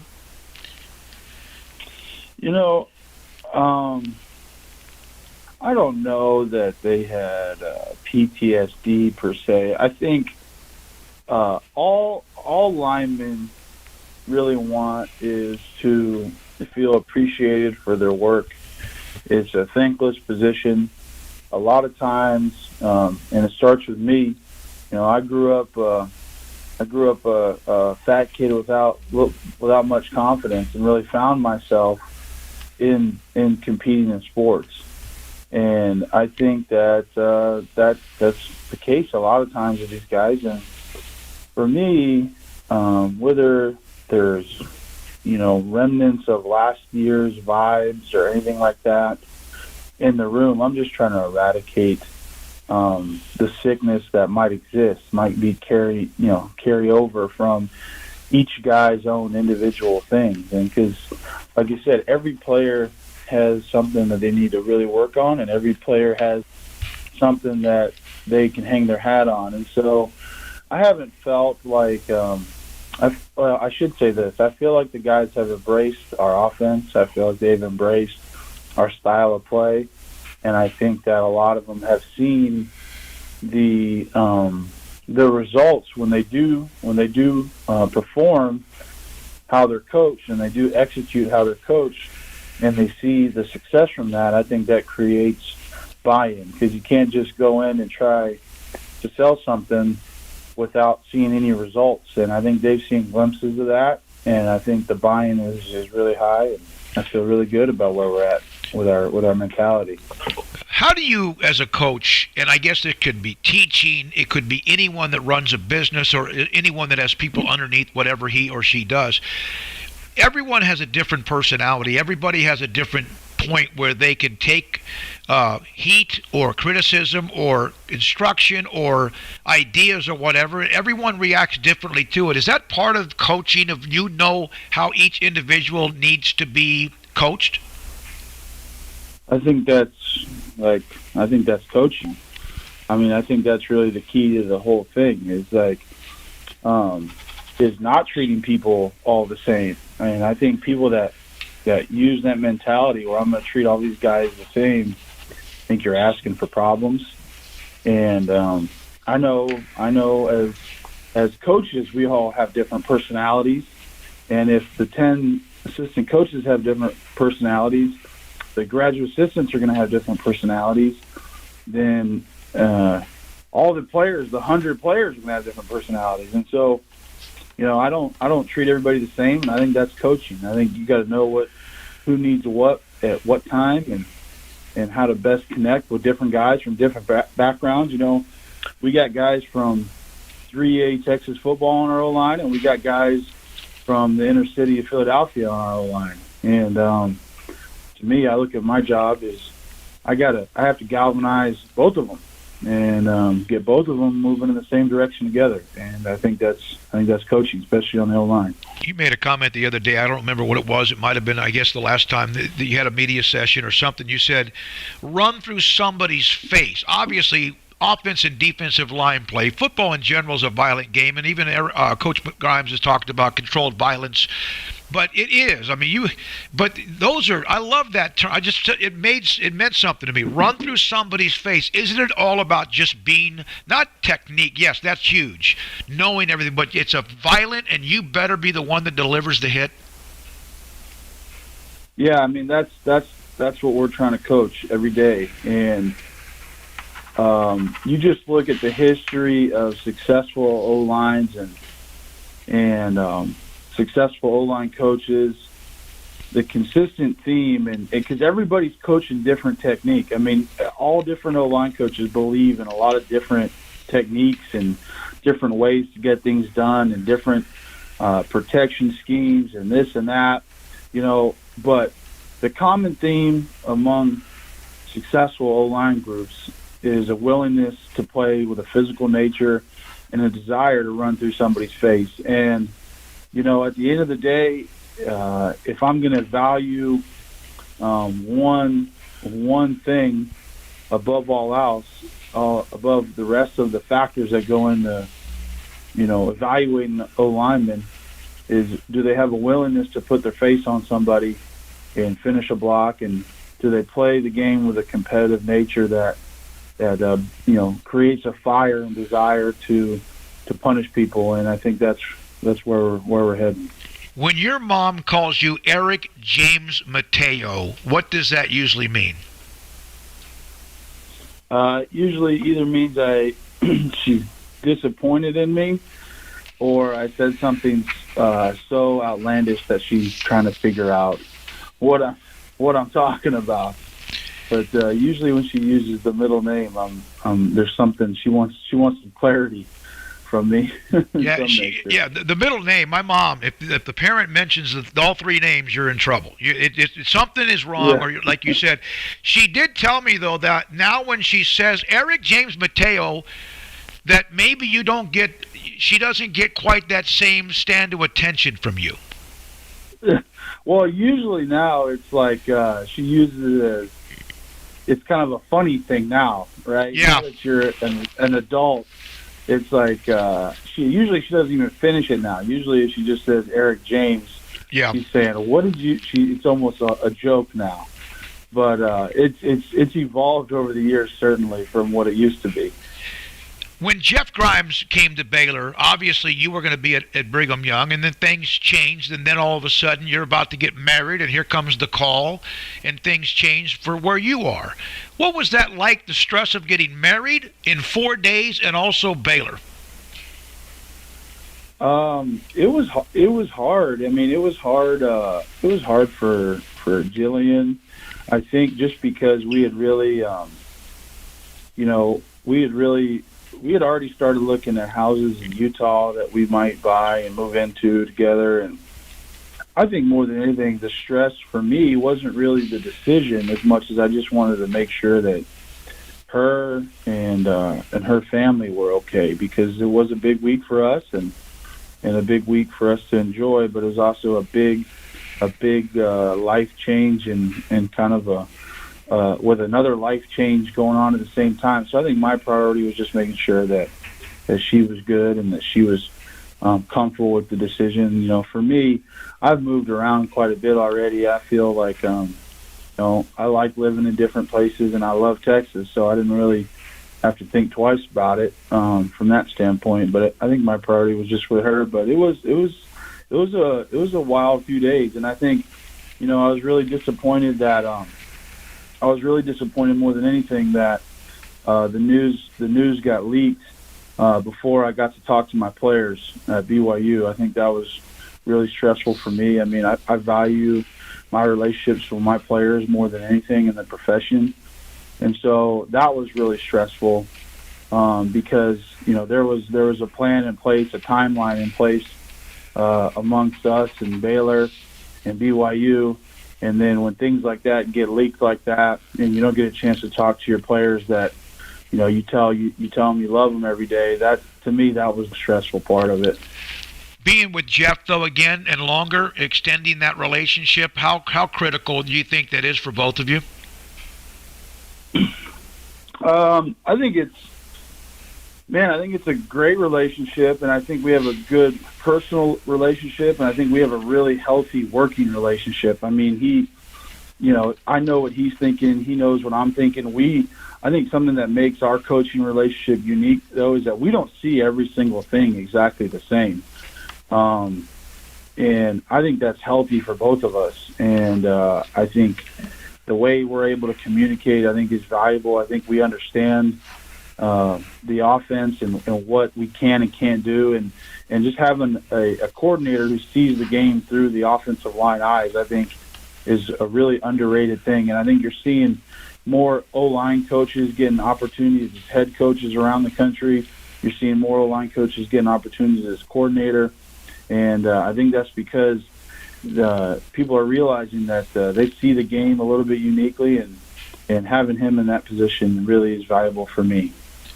You mentioned the other day in the media that the Whataburger, patty melt, and onion rings. So I'm going to give you a choice. This is your last meal. You have to pick one of these four: the Whataburger patty melt with onion rings, your mother's lasagna, your mother's meatloaf, or a 16-ounce ribeye steak. I'm going with the ribeye. I've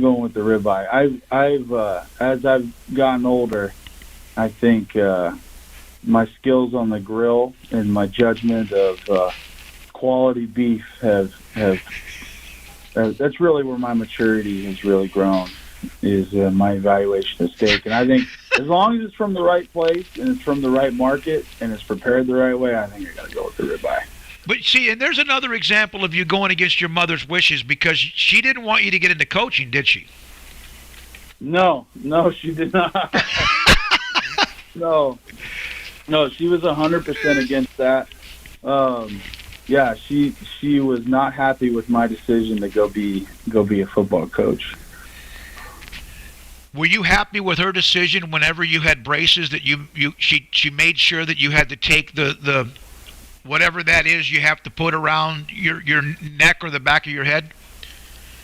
Yeah, well, that was a huge point of contention as a junior high kid, and I think a lot of our conflicts were rooted in orthodontics growing up, and so I think my mom is a dental hygienist. Yep. And my aunt is a dentist, and they both work at practice together that my aunt owns, and so teeth are important in my family, and a lot of our conflicts were rooted in that when I was growing up. When I was a kid, at one point within a year, I had to get braces, and then I started squinting at the old chalkboard, the old blackboard, and I had to get braces and glasses within maybe months. That was a traumatizing time, as you can imagine. You can kind of relate to that.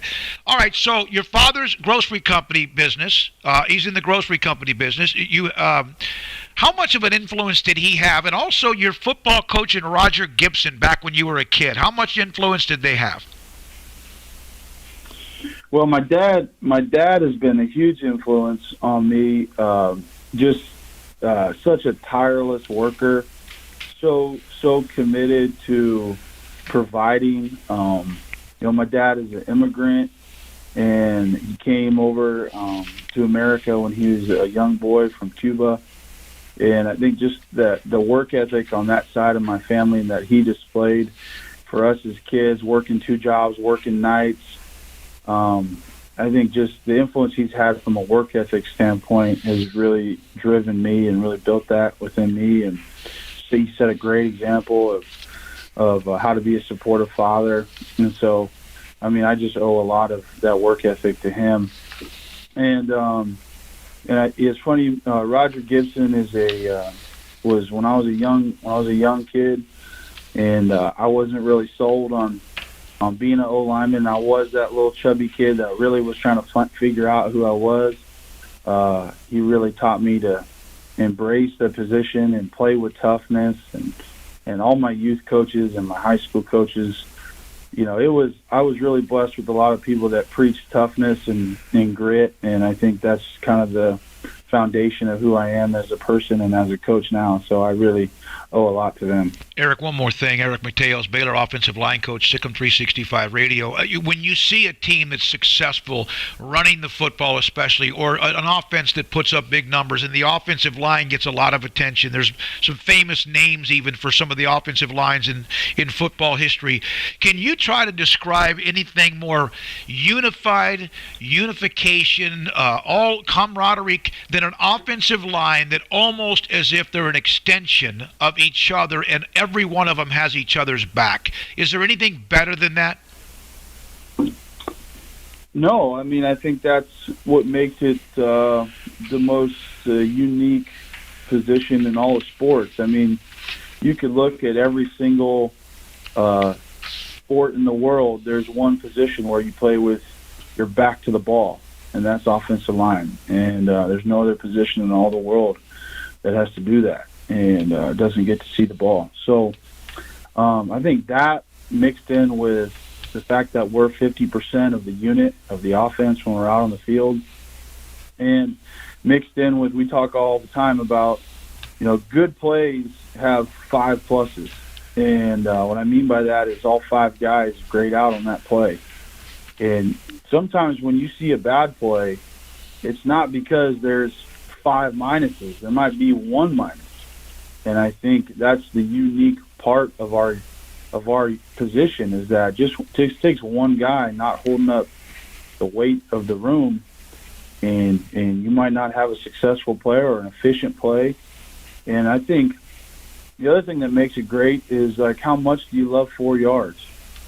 And I think sometimes it's, as fans and casual observers of the game, they see a 4-yard run and there's not much to it to them, and wasn't that creative and this and that. But to those 5 guys, it took a lot went into those 4 yards. A lot of work, a lot of communication, a lot of practice, a lot of technical work went into 4 yards. And I think when you build a gang mentality amongst your group where we get 4 yards, and man, that was the best 4 yards of my life, I think that's what you're looking to build, and that's what we're going to try and build here in Waco. I'm not trying to be flippant when I say this, but I think Baylor fans would absolutely be thrilled with that. They really would. they would be, and that's not to be critical. You have the spring game, Eric, to close it out with this, the spring game coming up on Saturday. How important is that game and how you set your depth chart? How important is that game for people and for you to see progress from that first day you walk through the door, the first time you practice spring drills? How important is that for this Saturday? Yeah, I think any time that you set up a scrimmage situation where I'm not behind them, it's really important. It's important to see how guys handle people in the stands. How do guys handle? I'm not 15 yards standing behind them, kind of overwatching them. I'm on the sideline, and how do they handle that when they're out there together and they have to talk to each other? And so I think it is a solid evaluation piece. Is it more important than our other 2 scrimmages that we've had? No, it's not. It has a little bit more flair and excitement to it, and I'm glad. But as far as the evaluation piece, it's no different than these other scrimmages when we're saying how do you play when the lights are on? Because everybody can perform well in a controlled environment where the consequences are limited in practice. But how do you perform when the lights are brightest and the competition is at its best? And so we'll see how the boys respond. Do you need to have a semblance of a starting 5 after Saturday, or is that just something that's always people just want to know that? No, we're not anywhere close to having a starting 5.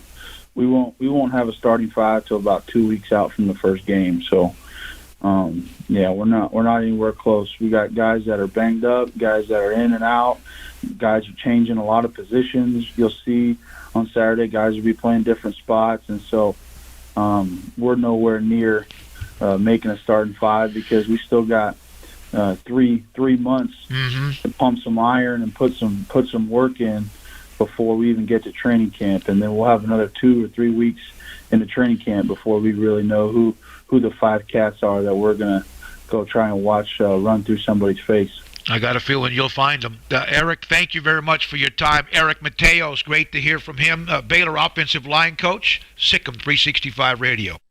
All right, thanks to Coach Mateos. We'll have Chancey Stuckey coming up a little bit later on this evening. It's 5:30. He was a part of yesterday's post-practice. We've heard from Taekwon Thornton and, of course, Jordan Lewis, the women's basketball transfer from Alabama to play for Kim Mulkey.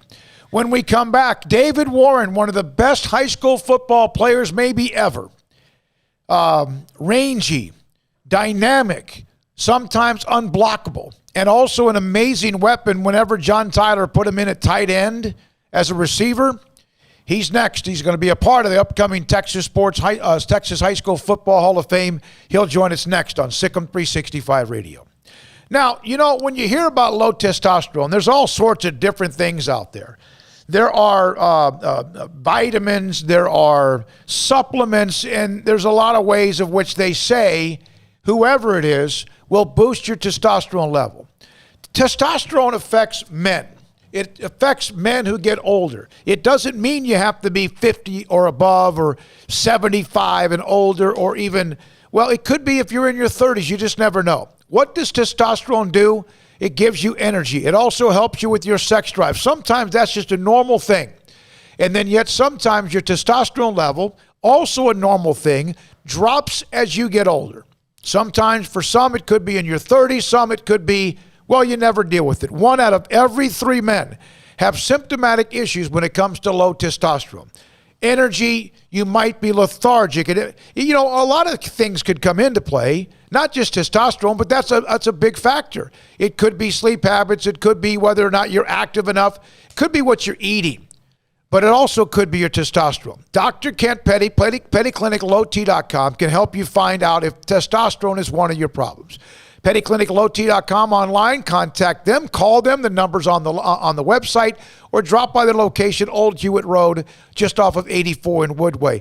They will set you up to get your blood work, your lab work, to get your testosterone levels. Also check for your prostate and also what your prostate PSA levels are. And that's obviously huge, always, because of what could be prostate cancer issues.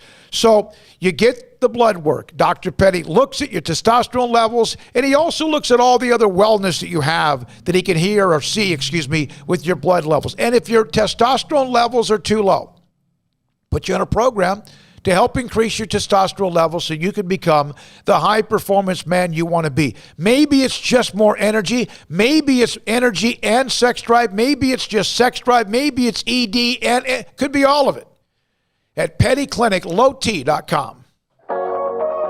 Waco Regional Tennis and Fitness was built to help give you a chance to enjoy elite tennis facilities and also remain fit or reshape your body. Now Waco Regional Tennis and Fitness has gone through its own physical changes. There are 7 large flat screens stretched across the main and improved weight room with Wi-Fi available and their own app to enjoy news, business, weather, or sports channels. The beautiful sound of active treadmills and elliptical machines, group exercise classes throughout each day, a new ballet bar for bar classes, a new look lounge and bar with beer and wine with more large flat screens available. Touchless water fountains outside each spacious men's and women's locker rooms, showers, sauna, and whirlpool. Upgraded PA system throughout the world-class tennis courts and lessons for adults and juniors. I promise you'll look and feel better. You just need to walk through the front door. Also, Waco Regional Tennis and Fitness with personal trainers Christy London and Randall Corley. 40-plus group exercise classes, including twice-a-week boot camp. So start today, not tomorrow, at Waco Regional Tennis and Fitness on Lakeshore Drive in Waco. In the market for a quality metal building? Since 1943, Pioneer Steel and Pipe has helped Central Texas residential and commercial customers with metal building design, panel options, building components, and trim options. Pioneer Steel and Pipe's residential line is energy efficient, offers low maintenance, reduces insurance payments, is impact resistant, and carries up to a 45-year limited warranty. In addition, they can also help you find a metal building contractor for your project. Pioneer Steel and Pipe with locations in Waco and Bryan and at pioneersboys.com. At Ideal MRI, we feel blessed to be part of the Waco community. We're a small family business here in Central Texas. At times like this, the cost of healthcare has never been more important. And unfortunately, significant illnesses and injuries still occur. And that's why Ideal MRI is open and here to serve you through this difficult time. So if you need an MRI, ask your doctor about Ideal MRI. You can schedule online in minutes at idealmri.com or call 833-IDEAL-MRI. Do you or your kids get nervous about going to the dentist? Stonewood Dental, Dr. Steve Childress, he can help. I've spent a career taking care of patients who as children had bad experiences, and now they're adults that hate going to the dentist. If I get a kid at 3 years old and they come every 6 months and it's a happy experience, it's normal for them. Now they have an accident at 6 or 7 or 8 at school. Now they have a broken tooth or a trauma, and they have to come here. They're used to lights, they're used to water in their mouth, they're used to experience, they already trust us. It's amazing what we can do with that kid without it being a negative thing. But if I see a 6 or 7 or 8 year old that's never been to the dentist, and now they have a trauma or an unfortunate unexpected toothache, it's harder to do that for that kid and it not be somewhat of a negative experience. So bottom line is I try to teach kids and adults and teenagers and everybody the way I'd want my family treated, which is where it's a necessary part of life. You just take care of it. It doesn't have to be that big a deal. Learn more, stonewood-dental.com. One size fits all. That may be all right for an adjustable belt or cheap sunglasses, but when it comes to your financial needs, no one wants a one-size-fits-all strategy. Cam Heathcott, your Edward Jones financial advisor, knows that his most important goals are yours. That's why he takes the time to understand your needs, knowing you. That's how Edward Jones makes sense of investing. Cam Heathcott, covering Conroe and Houston, 936-756-7717 or cam.heathcott@edwardjones.com. Edward Jones, member SIPC. Welcome back to SicEm365 Radio. Are you a SicEm365 superfan? Then try out our premium subscriptions at SicEm365.com. So, last year a lot of things changed for many reasons. Also, last year a lot of things were pushed back. The Texas High School Football Hall of Fame class of 2020 will be inducted on May 1st of 2021. And in that class, it includes former Redskins great Charlie Taylor, who went to Dalworth High School at Grand Prairie. Chuck Dykes, who went to Garland High School, was an All-American receiver, I believe, at Arkansas. Eric Dickerson, we know that. Seeley and, of course, SMU and a Hall of Famer in the NFL. Tyrone Thurman went to Midland Lee and Texas Tech. Danny Amendola from the Woodlands, and he went to Tech. And then also Chad Morris, who's now the head coach at Allen High School. Dan Hooks, former head coach at West Orange Stark, and also Joe Martin of the Texas High School Coaches Association. And I left one name out because he now joins us live, one of the best players in the history of Texas high school football, like a lot of these, and one of the best I've ever covered in 40 years in the business of radio and television, former John Tyler star David Warren on SicEm365 Radio with David and Craig Smoak. Hey, man, how you doing? You got that big, beautiful smile still? Yes, sir. I'm smiling. I just heard your intro. I appreciate everything. Hello, how you doing? I'm doing great, but it's true. Alan Wilson always talks about. I even wrote an article about the UIL had the top 100 players, teams, coaches of all time, and you're on that list. That's not a surprise. And I wrote an article about you and got quotes from Alan Wilson. David, is the story true that when I think you were a freshman, and John Tyler, of course, they weren't quite where they were, but they were starting to make some, they were starting to turn it around with Alan Wilson, that you went to practice against the varsity, and the varsity players went to Alan Wilson and said, man, this cat's a different animal. Do you remember that time? I've heard stories like that, and I love hearing them, and I'll stick with that. Yes, sir. What was that like? All true. Yeah, what was that like, though? Were you nervous? Did you just feel like you fit? Do you kind of remember some of the times of those practices?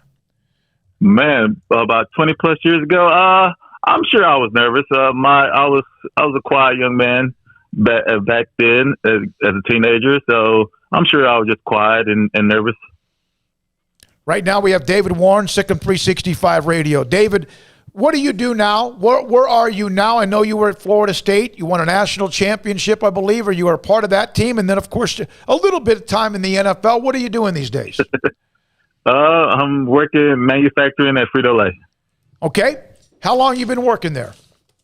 Going on 11 years now. 11 years.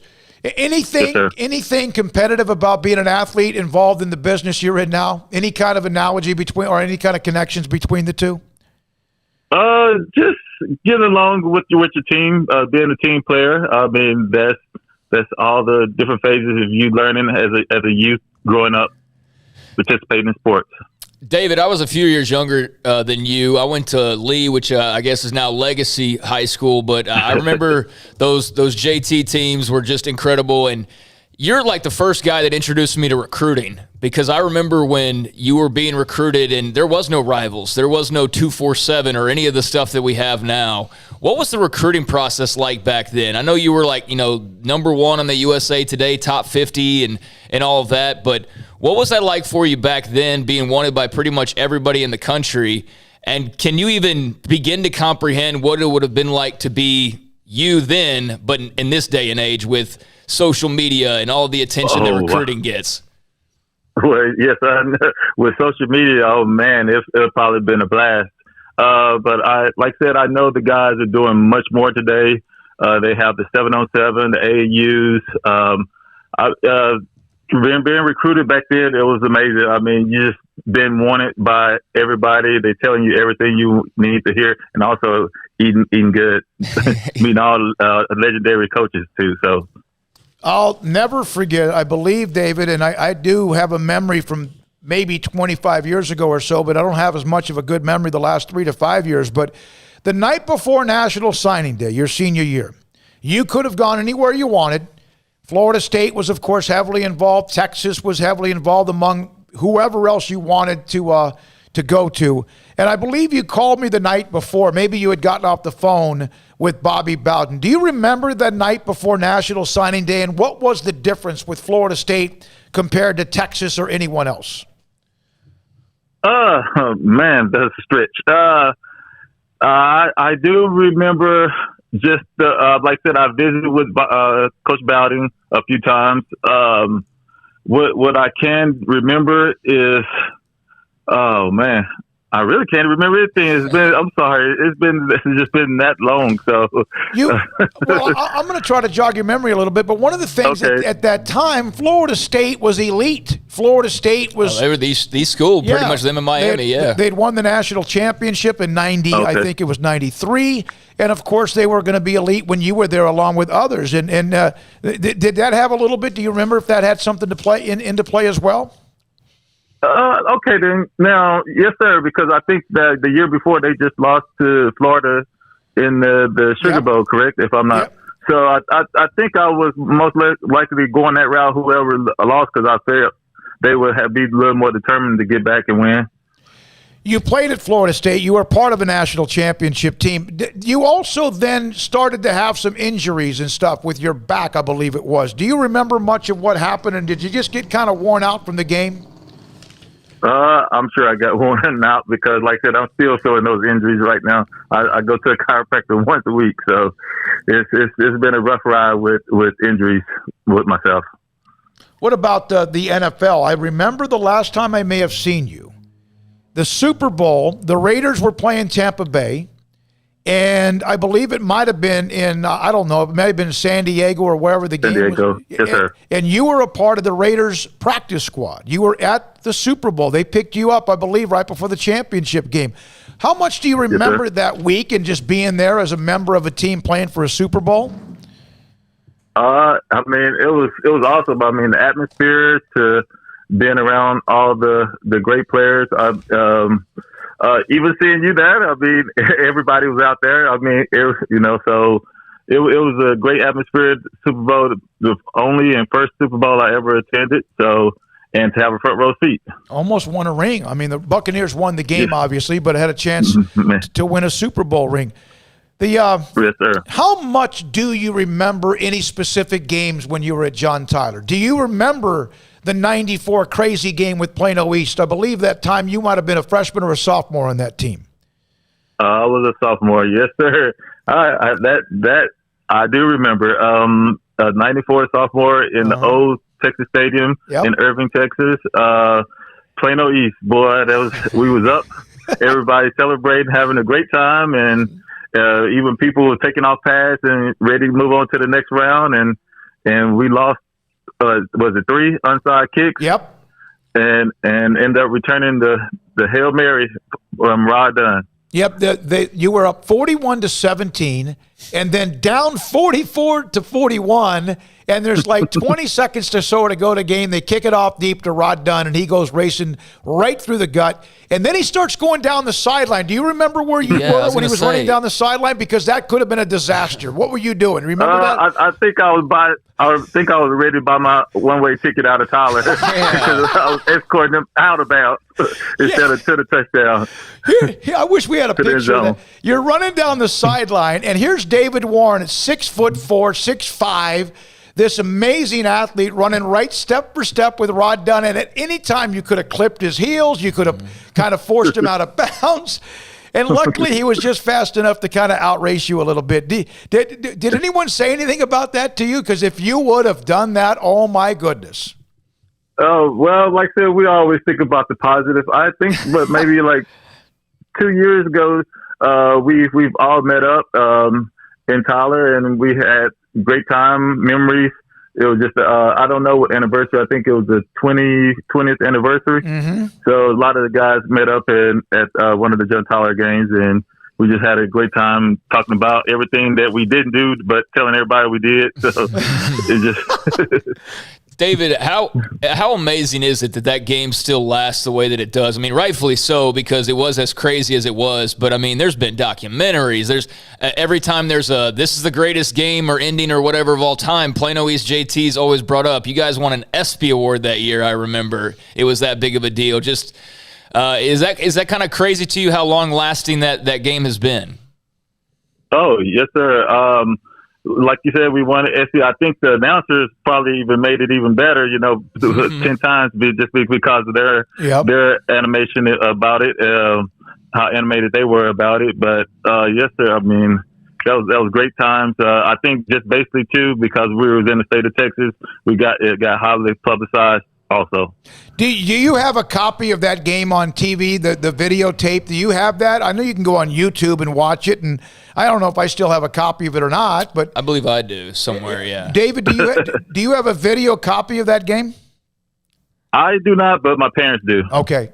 And that's great because I remember the game, and then the following 3 games, I did your radio for John Tyler. I did the game I think you played. Perhaps it might have been Lake Highlands, and then it might have been like Arlington, and then, of course, you won the state championship against Austin Westlake down at the Astrodome. You remember that? Yes, sir. That was a great time. Man, Johnny, yes, indeed. Yeah, go ahead. No, sir, go ahead. I'm sorry. Johnny Tusa was a longtime coach at Waco High. That was a team that you guys had some fierce battles with during your career. Oh. You remember them? Yeah. Yes, sir. They were one of the few teams, now Longview and a few others, but I always thought Waco High was one of the teams that physically and athletically could play with you. They had the speed, they had the athletes, and they had some tremendous players as well. He told me the one time you beat them, and JT beat Waco High, and I think Waco High, I don't know if ever got you, but there was a game in which you caught a touchdown as a tight end. A lot of people think of you as the defensive end linebacker, blocking punts and all that, but you were incredible whenever they put you in at tight end. Did you enjoy playing that position? And any particular play you remember the most at tight end? I do love to play tight end. Like I said, I think mostly I got because we was a running football team. And actually, when I did get a chance to get in there, I was pretty much wide open every time we went out for a pass. I went out for a pass. So the odds was in my favor catching a touchdown pass. That you had all those running backs that played defensive back, linebacker, cornerback, safety, and whatever else. I think I did a game one time. John Tyler had 17 different running backs touched the football in a game. Wow. 7, because they ran the wing T. You ran the wing T. Yes, sir. And it was amazing. You talk about a stat sheet that was all messed up. You were the USA Today High School Football Defensive Player of the Year, according to Parade All-American and USA Today. Do those awards, from even though it's been a long time ago, how much do those mean to you now? They're great. It's just one of those things. I look back maybe every blue moon. I'm just moved on, like I said, to another phase of my life. So I have them in a room, everything in the room as statues and souvenirs, but I really don't dwell on it too much. You moved on from that, and that's what you have to do because now it's now. You're going to be inducted May 1st. You're going to be placed in the Texas High School Football Hall of Fame. I told you a minute ago, I'm not sure if you know this or not, but the UIL 100 Greatest Players, you're a part of that list over the history of Texas high school football in 100 years. What will Saturday, May 1st, when you're inducted into the Texas High School Football Hall of Fame with this great state, what do you think that will mean to you? Whoa, I would love to come back on after and give you all my emotions. But just going in, I'm just excited to see and having my family there foremost and seeing all the guys that I'm actually being inducted with and meeting those guys and also getting autographs.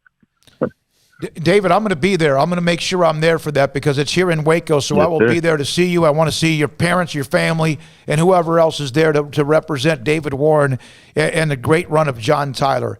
We appreciate your time. We really, really do. It's great that you're on. You deserve this. And again, I'm looking forward to that banquet on May the 1st at the Texas Sports Hall of Fame. Craig? Well, as a kid who went to Lee but hung out with plenty of JT kids and loved the JT Lee games and the rivalries. When I was there, it was competitive. Not when you were playing, David, but when I was there a few years later, it was actually competitive. But you're like, growing up, you were a dude and definitely one of the guys that people in Tyler looked up to and were proud of. And just pleasure all these years later to talk to you, man. And congratulations on the huge honor. It's an honor, my pleasure. I appreciate everything you guys do, especially you, David Smoak. I mean, you've been talking to me ever since I was 16, 17 years old. So, and now I'm 42. So I appreciate everything. I appreciate your support and publicize everything you have done for me. I can't wait to see you, David. I can't. And I remember the day that morning you signed with Florida State. You gave me a chance to record an interview with you, and we broke that news. It went countrywide because you were the player of the year.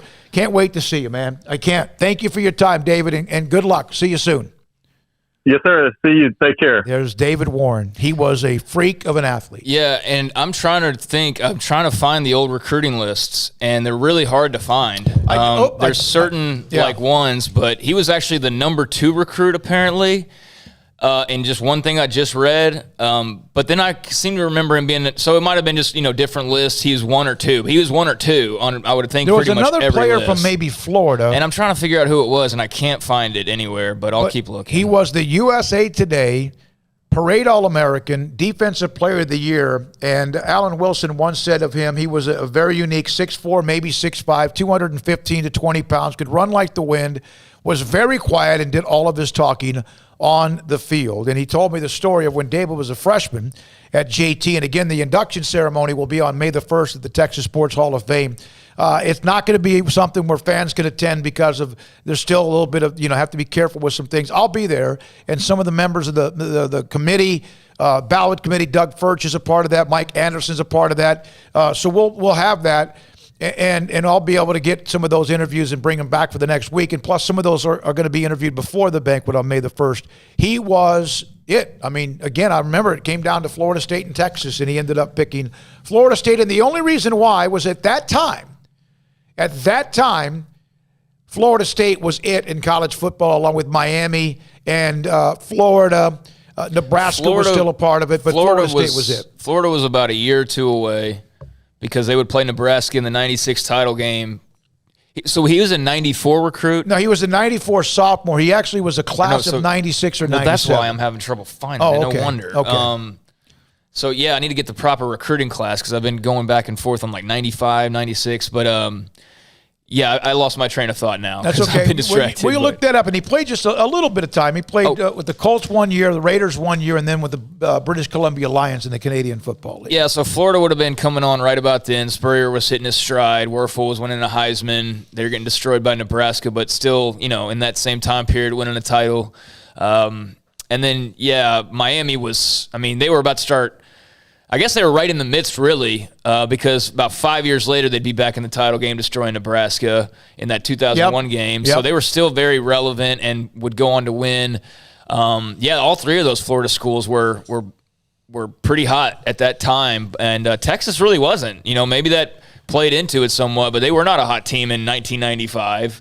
From what I recall, they were going through the stretches. 96, the year they won the Big 12. 97, they had Ricky Williams, but they struggled in 97. That opened the door for Mac Brown, so they were kind of in a little bit of a transition. And David Warren, Florida State. I'll tell you this right now, there were times during that time, back when message boards first started, where there were actually people, Texas fans, who said, I influenced David Warren to go to Florida State. I wish I had that much power, but I've never had that kind of power. I just know that he called me the night before. We recorded an interview, and I ran it on the morning news on KTBB Radio. The next morning, it was breaking news, and he signed with Florida State. What shows how dumb that person is, you would have had him go to Nebraska if that was I would have absolutely done that. All right, when we come back, we'll wrap up this 4 o'clock hour. We'll have John Machota on the Cowboys in the NFL draft at 5. Chancey Stuckey, Baylor wide receivers coach. Man, he was really good after practice. So was Kevin Curtis. We'll run Chancey Stuckey today. All of that and more. SicEm365 Radio. Richard Carr, Buick GMC Cadillac. They are a great dealership that have been taking care of people all throughout this pandemic as far as still being able to get you in a new ride, whether you're showing up to the dealership or they're bringing the test drive to you, because that is what they've been offering all this time. And I know it's made for some awfully convenient car buying for a lot of people out there. And right now they're celebrating another anniversary, 22 years. The 22-year anniversary going on right now at Richard Carr means you've got not only a little bit of a celebration going on at the dealership, but they're celebrating by giving you a lot of great prices, and there are thousands of dollars that you can save right now on a variety of different vehicles, pre-owned and new cars and trucks on the lot. How about the technology, safety, first-class seating, and power of the Enclave? The Buick Enclave is second to none, and during the Richard Carr anniversary sales event, you can save $8,500 on a Buick Enclave. How about the power and luxury combined in the GMC Sierra truck? Right now, save $8,000 on 2021 GMC Sierras. How about saving $7,000 off 2021 GMC Acadias, or saving $6,750 off 2021 GMC Terrains? They've got these deals and plenty more right now at Richard Carr. And Richard Carr Motors is your local family dealer. Proud Baylor Bears. They want to earn your business with great prices, free oil changes with a new purchase, and priority warranty service on all vehicles purchased. So come by that clean and disinfected showroom to take a test drive, or let them bring the test drive to you. It's the big 22-year anniversary sales event going on now at Richard Carr, and Richard Carr Motors wants to say Sic'Em Bears and congratulations to the national champion Baylor Bears.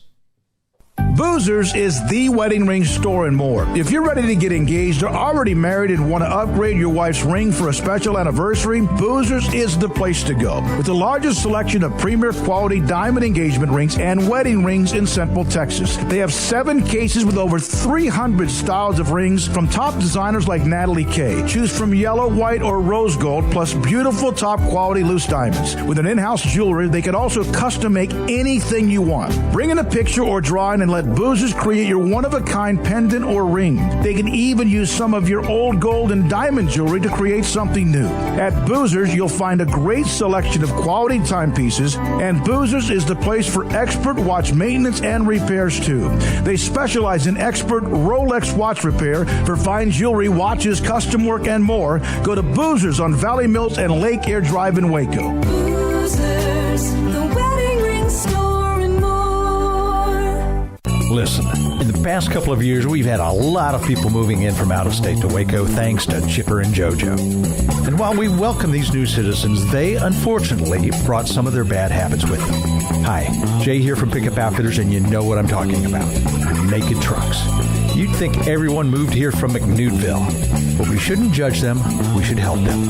For example, when you see a recent transplant truck from a less civilized state like California, instead of saying, "Your truck is disgusting, your bed is exposed, get a bed cover on that truck, buddy," that's a bit harsh.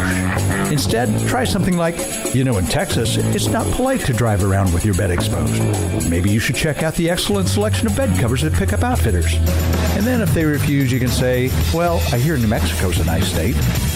Let's help our new neighbors and let them know that truck nudity is not okay. Let them know about Pickup Outfitters of Waco and send them to our website, createacommotion.com. At Marco's Pizza, get craveable pizza made the Italian way, with dough made from scratch, an original sauce recipe, 3 fresh signature cheeses, and premium toppings you love, served hot and safe. Right now, you can get unlimited medium one-topping pizzas for just $6.99 each. Why stop at just one? Order with your app or at marcos.com for curbside, carryout, or delivery today. Marco's, pizza lovers get it.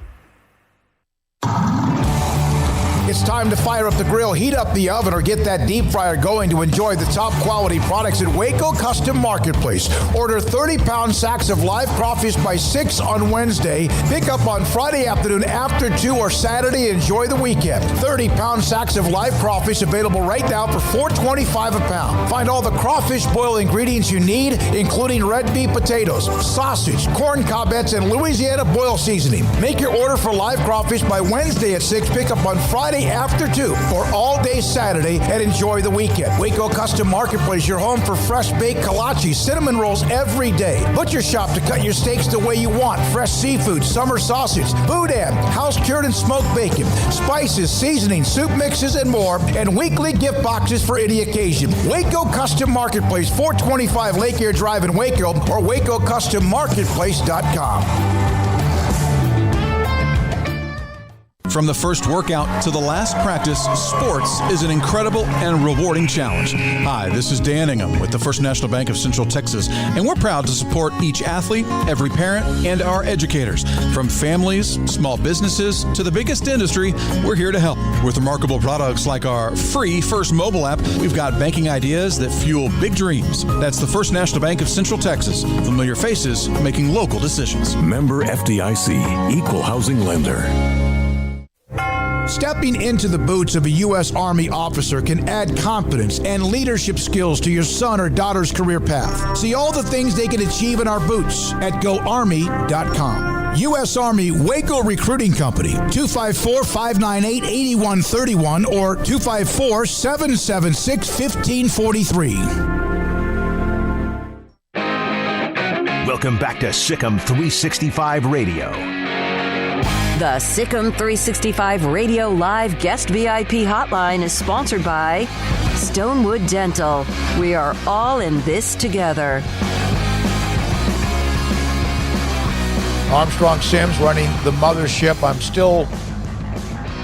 The recruiting video we will have to put out at some point of him shooting here in this Papa shot is... You know, Craig shoots a lot there, but Armstrong's pretty much taken over. That's now his... that's kind of his goal. That's both of them. And now, what was the number you did in a minute? How many did you make in 1 minute in the competition with the young homies? What? 25. 25 in a minute. Craig, have you done it over a minute? No. But, I mean, that means you're probably not missing much, though, if you're hitting 25 of those. Because one thing with this goal is, I mean, there's 4 balls that are, retrievable. We need to air them up badly. I need to remember to bring a needle to do that because I actually might have a needle. I've got an air compressor in my car. I think I have a needle. If you'll text me tonight, I'll bring one. I need a needle, but I've got an air compressor. So we need to fill them up. But one thing about this is they bounce like crazy. Like if you hit the rim just wrong, it'll fly across the room. So to hit 25, you got to be keeping them within the netting and also, hitting the majority of them. So, yeah, I might have to test myself one day. I'm rusty right now, though. I haven't shot much here lately. By the way, the David Warren year, the recruiting year, he was the defensive player of the year. It looks like Travis Minor, who went to Baton Rouge Catholic High School, went to Florida State. Remember him? He was really good. May have been the Gatorade and USA Today Offensive Player of the Year. I think that might have been the number 1 recruit in the country. Yeah, I'm thinking because we cannot find a list of that year. Leonard Davis was, but he was not. He was not a top recruit. How about this? Sebastian Janikowski. Andre Carter was a really good defensive lineman, played at Carolina. Grant Irons played. Deion Grant, remember that name. But those are just the first-team USA All-Americans. Ronald Curry was a quarterback from Hampton, Virginia, who played at North Carolina, was a really good athlete. Kenyon Rambo, remember him at the Ohio State. But those are just some of the names of that particular class. And David Warren was the defensive player of the year. Yeah, I mean, that's actually not that impressive of a group, when you look at it. I mean, really, there's 3 guys out of the offense and defense on this 96 team that actually really made any sort of ripple in the NFL. Like Leonard Davis did, obviously. Janikowski did. Minor did, and to a minor extent. But yeah, a lot of guys who I guess played college ball but didn't really go too far after that. But in whittling it down, I'm thinking Travis Minor had to be the one guy in front of him since David was the number 2 recruit because Minor was the Gatorade National Player of the Year. So I don't know who else it could have been. And there's not like a Peyton Manning in this class or anything. So Ronald Curry was the first quarterback. So yeah, I can't imagine that it was anybody but Travis Minor probably. So we've got an argument going on. We have maybe created problems with the Mateos family, and there was already enough of them because he went into coaching. Mama Mateos didn't want him to. He went to Emporia. She wanted him to go to Emporia State out of high school. He ended up going to Hutchinson College, Community College, then I think Southwest Baptist. So I just put up as a tweet to what Armstrong put up with the Twitter feed, right? And then on that Twitter feed, I said, trouble brewing with his mother on Twitter and Coach Mateos choosing ribeye steaks as his go-to meal over her homemade lasagna, meatloaf, or Whataburger patty melt. And she just responded with the emojis of the bulging eyes and angry eyes, red face.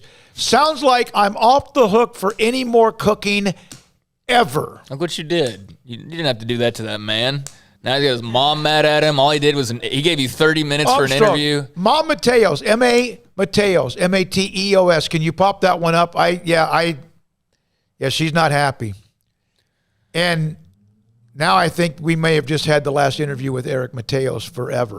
Yeah, I mean, you did that, though. You did that by instigating it and basically prompting his mom to have a response to that. So, yeah, he'll have some work to do later on tonight. Oh, my gosh. Shout out to Mom Mateos there on Twitter. She's not happy, and now Eric he's a big man. Yep. I just thought that was kind of the most important part of that interview was and, he's another guy. We asked Chancey Stuckey this last night. We'll hear from him at 5:30 about everyone gets caught up in the starters, like even the quarterback depth chart. And I think that right now, if they had to play a game this weekend, that Jacob Zeno would probably get the nod. But they've all spread the reps out so much. And like Mateo said, hell, we got 3 more months of weight, strength, and conditioning between now and the time they even get back for workouts in the fall. I mean, that's the one thing about, when people ask, like, and I know you have to ask it, and I know you asked it, and you got a good answer for it, but, how important is this? It's important, but it's not like this is the last practice or anything that they're going to have for, they're going to take a little bit of a break, but they're going to still be working quite a bit, and I liked a lot of what I heard from him. I don't think there's a whole lot of weaknesses on this team. I really don't. I think he's going to get the offensive line playing well, and I'm very optimistic about next season. All right, when we come back, John Machota, theathletic.com. The Cowboys in the draft start a week from Thursday. His thoughts about anything new and where they are. SicEm365 Radio. At Baylor University, students find their place to shine. They're faithful friends and inspirational leaders. They're championship teammates and independent thinkers. They're on the cutting edge of high tech and in the halls of history. If you want to make the world a brighter place, you can. And if you want to shine in your own way, you can. The spark you need is already inside you. Bring it to Baylor, where lights shine bright. Let Camille Johnson Realtors guide you seamlessly through the process of buying your dream home or selling your current one. Commercial, farm and ranch, or residential, Camille Johnson Realtors can smoothly and successfully lead you through any transaction. With a team of 28 experienced agents who are excited about serving you, Camille Johnson Realtors services the entire greater Waco area. If you're in the market to buy or sell, contact Camille Johnson Realtors, 104 Midway Center in Woodway, or find them online at www.camillejohnson.com. Camille Johnson Realtors, elegant, charming, warm. Welcome home. Did you know that 1 out of every 4 men have symptomatic low levels of testosterone and don't even know it? And if you think you're too young to worry about it, guess again. Low T levels can make you feel tired and grumpy, cause weight gain, and wreak havoc on your sexual desire and performance. Petty Clinic Low T can set up same-day blood screening and results, so if you're tired of being tired, I challenge you to man up and Google search Low T Waco or go online pettycliniclowt.com. It's a private clinic with an atmosphere catering to men. Affordable, only $150 a month, includes lab work, office consultation, testosterone injections, follow-up visits compared to $395 a month in Dallas or Austin, and you don't have to fight the traffic. Petty Clinic Low T as board-certified physician consultations will provide the best form of brand-strength testosterone available.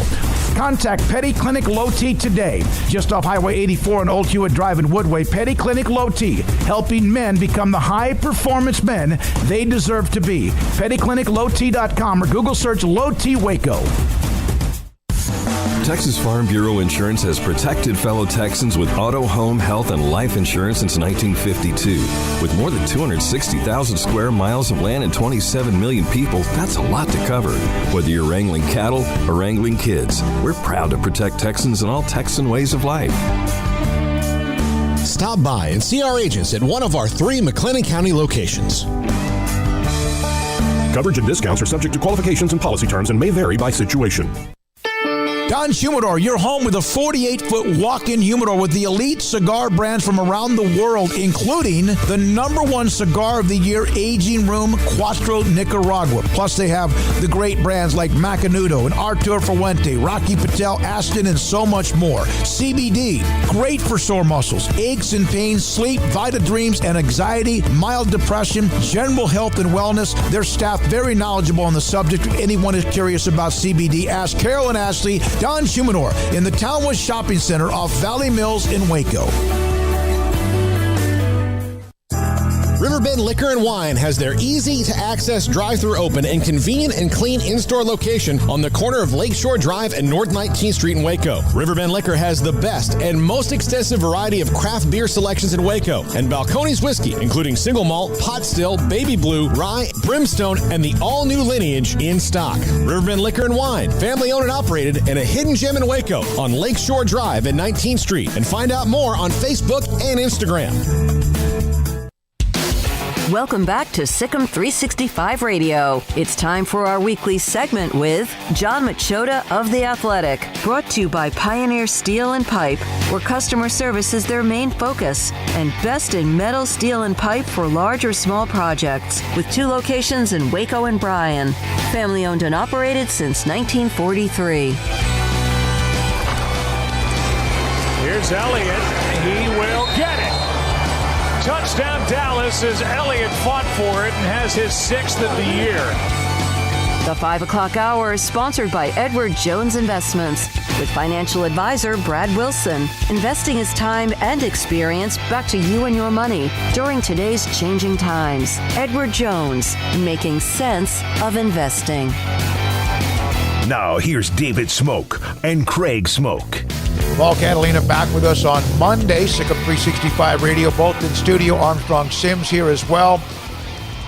Had a fun week, and John Machota, theathletic.com, we're now, a week away from tomorrow, the NFL Draft. The Cowboys have the 10th overall pick, and John joins us on SicEm365 Radio. John, thank you. By the way, we just had, I know that you and Paul, every time he calls you, there's some sort of Florida State news or gossip or whatever you guys talk about. We just had David Warren on, who was back in the late 90s, a blue-chip defensive end from John Tyler High School, which now is Tyler Legacy. No, they're Tyler High School, excuse me.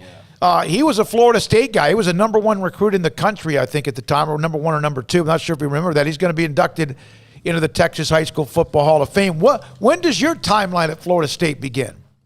No, I'm just a Florida State football fan. This okay. Goes back, okay. This goes back to me just being a little kid and getting bored with the Big Ten football I watched up in Michigan. Okay. And so I just jumped on the bandwagon in the early 90s. But I've followed them religiously ever since, including the recruiting. So, the name definitely sounds familiar. All right. So what's the difference in the way most people look at J.C. Horn and Patrick Surtain? Because it seems like Surtain is by far ranked higher. But what is the difference in your opinion?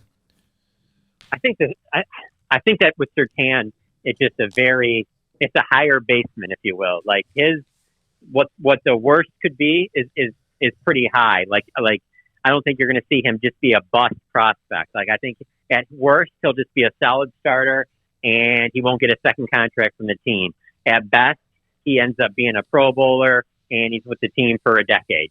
And with J.C. Horn, part of me thinks that he's got a little bit more potential to be the big interception guy, and that obviously hasn't been around Dallas for a while, so I can see where that would be the intrigue to fans. And I felt the same way about Caleb Farley before the back issues, that they might be the guys that get maybe their hands on a few more balls than Patrick Surtain.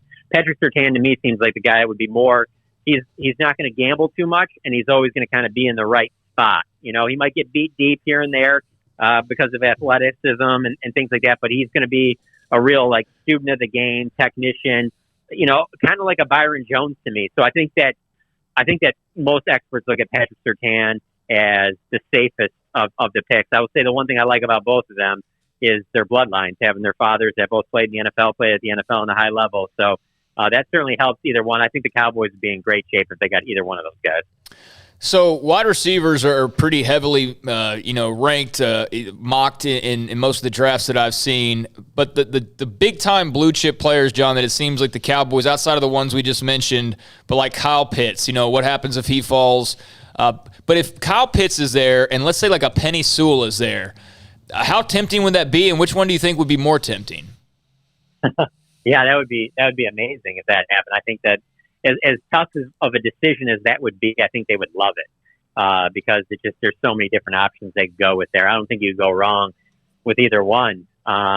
It would be one of those things where obviously fans would be very critical because they would be drafting offense again when defense has been their biggest need. But I don't think they go wrong with either. If the reports are correct of Jerry's infatuation with Kyle Pitts, I would lean towards Kyle Pitts. But Penei Sewell, man, that would set you up at your tackle spot for a long time just because of the issues you've had with Tyron Smith. So if I was going to pick who I think the Cowboys would go with, I'd say Kyle Pitts. But neither one would surprise me. I mean, that's a great problem to have if they're faced with that situation. And I could be wrong here, but if you look back, and maybe it's the last 10 or 15 years, but Jerry and the Cowboys, when it comes to toys, and I call them toys, weapons, offensive weapons, skill people, but they had that run when they had the incredible drafts of when they got a Tyron Smith, a Travis Frederick, obviously Zach Martin, and now they've struck out on a couple of them since that time. But they have had, of course, Lyle Collins basically fell in their lap. He would have been drafted by somebody had it not been the allegations right before the draft. So is it kind of like, that's kind of like, and I'm not saying this to be flippant, I've said that now twice today, is it like a crack thing for them, like meth on offensive linemen or skill people when it comes to someone available? Well, the thing is with them, with the offensive line, I'm kind of interested. There's several different things about this year's draft that makes me intrigued from previous years. And one of them with the offensive line is that I wonder if it's also was a big Jason Garrett thing, because that's the thing that with the Cowboys, they listen to the coaches. They definitely let their input come in there into the room, and that's a factor. And Jason Garrett, certainly, I mean, his first pick as head coach of the Dallas Cowboys, which a lot of people will say that, that's, point to that is, when you got a first-time head coach, like what direction do they go with their first draft pick? He had a chance to take J.J. Watt, and this team might have been a lot different. They probably would have been a better defensive team during that run, but they decided to take Tyron Smith, and they built that offensive line the entire time. Obviously, Jason Garrett was a guy that was on those 90 Cowboys teams. He saw how great those teams were and how big of a part the offensive line was. So I'm kind of interested to see if they still hold that same value. Because I can say, you look at what they did just off Mike McCarthy's first year. It seems like the skill position guys, with them taking CeeDee Lamb, it would be very intriguing. That makes me lean towards Kyle Pitts if you're deciding between those two. If Jason Garrett was still the head coach here, I'd say Penei Sewell, because that just seems like what he was doing. The one other thing I will say that's a factor in all of this is everything the Cowboys are saying publicly is that everything is checked out and all good with Tyron Smith and Lyle Collins, and that they're going to be back fully healthy and ready to go.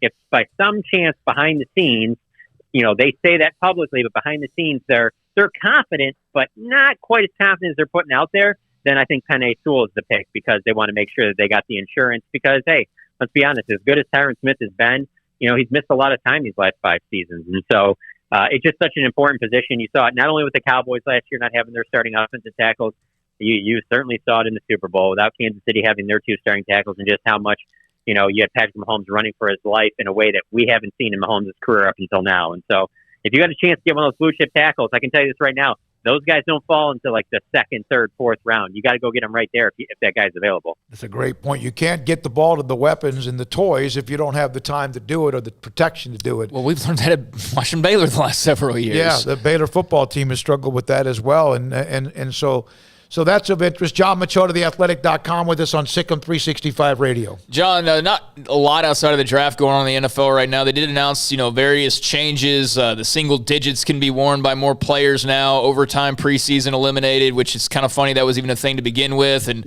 a couple of other things. But was any of that of interest to you?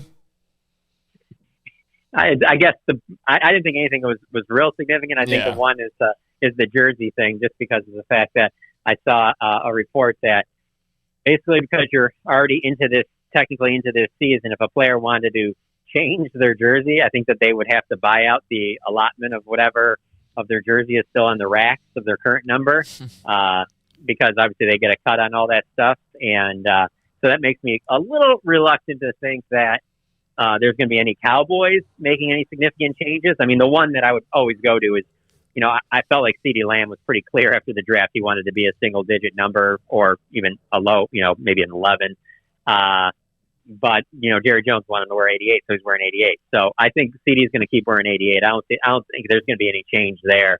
But the biggest one for this current team would be Jalen Smith, because he had already put out on Twitter that he had interest in 9 because that's what he wore in college and in high school. And that was obviously met with some interesting responses because there's a lot of people down here that still love Tony Romo, and I don't think they want to see the 9 be given away quite like that. But hey, that's just how it is with the Cowboys. They have tons of guys that have wore legends numbers. I mean, he's wearing 54 right now, so it's not like he's just wearing some random number off the rack. So that one was probably the most interesting, just because I think that'll have an impact in the long run in terms of like guys switching jerseys. And then also the other part of it is like, as a kid growing up, I was a person that would I'd buy jerseys, favorite player, Barry Sanders, things like that. Man, nowadays it's like they change up these jerseys so much because they want you to be buying a new one every single year. Yep. This will feed right into that. By the way, 54, Chuck Howley, Randy White, which was, right after that, I believe, as well. So, that's a number that now, as you mentioned, is with Jalen Smith. All right, so if you look at what they need, which is obviously they need defense, but this is obviously not a flawless team. They missed the playoffs. Is there something that you see, a position you see that maybe they could surprise some people by going after? That's not going to be quarterback unless it's later in the draft. You would think it's not going to be wide receiver. My God, they have so many of them, but then again, you never know. Is there something that might be of interest to them that perhaps is not off the radar? Not a player, but maybe a position. Yeah, that's a good question.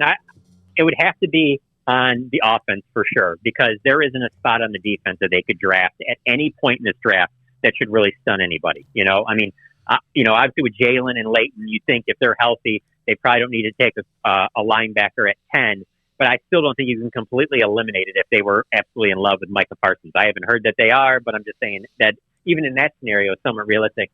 I would go on offense. I would look at one of the skill position spots at wide receiver or even running back, where those running back doesn't make much sense to me because Zeke's here for at least 2 more years. Tony Pollard's here for a couple more years. I think that you're pretty set there.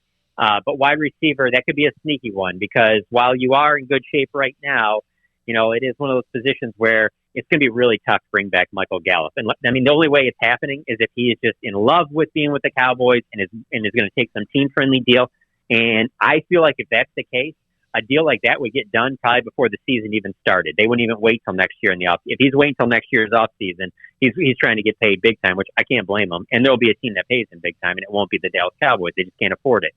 So, wide receiver would be one to keep an eye on in the middle of the later rounds, just because they could address that. And I think that if they did, I would keep my eye on a bigger body wide receiver.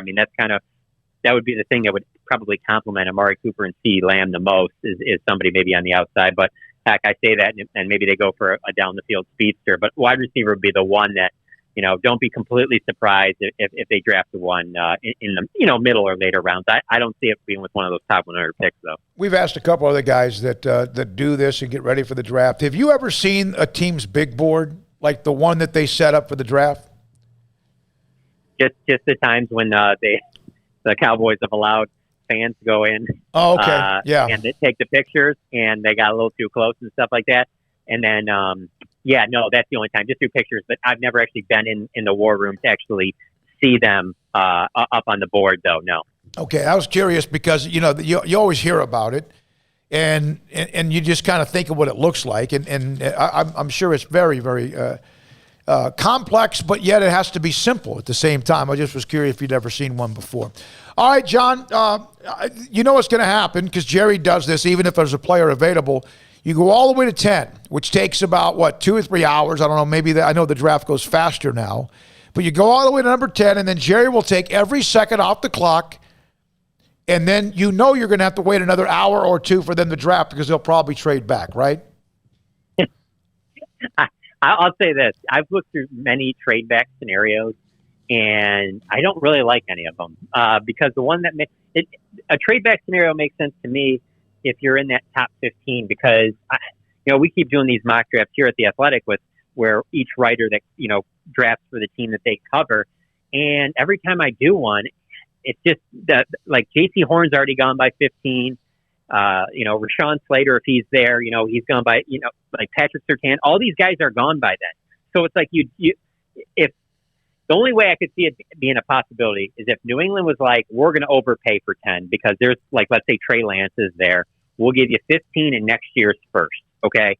Then I could see them being like, well, man, we can't pass up on something like that. That's great value. Let's do it. We'll get our corner maybe in the second round or something if Horn and Surtain are gone. So then you're sitting there at 15 and you're looking at one of these edge rushers like Kwity Paye out of Michigan. And it's like, that's fine, but he's not like one of those guys that you would think of as going to come in right away and make this huge difference. And so as much as it's intriguing to add the extra picks, I really think they're just in the scenario with the players that are available. I think it's best that they stay at 10. Thank you, John. Appreciate it as always. John Machota with us on Wednesdays at 5. TheAthletic.com covers the Cowboys and the NFL as well. When we come back, Chancey Stuckey, Baylor wide receivers coach, he'll join us. He was a part of the post-practice yesterday. So, Craig, we had Taekwon Thornton on earlier. Zeke Brown was another one that was available yesterday. Then, obviously, Kevin Curtis, who will probably use on Thursday or Friday. And then Chancey Stuckey, who's next. Zeke Brown, what'd you hear from him? I don't know. I was kind of surprised to even hear from Zeke, but they have, some walk-on guys who have become, players for them.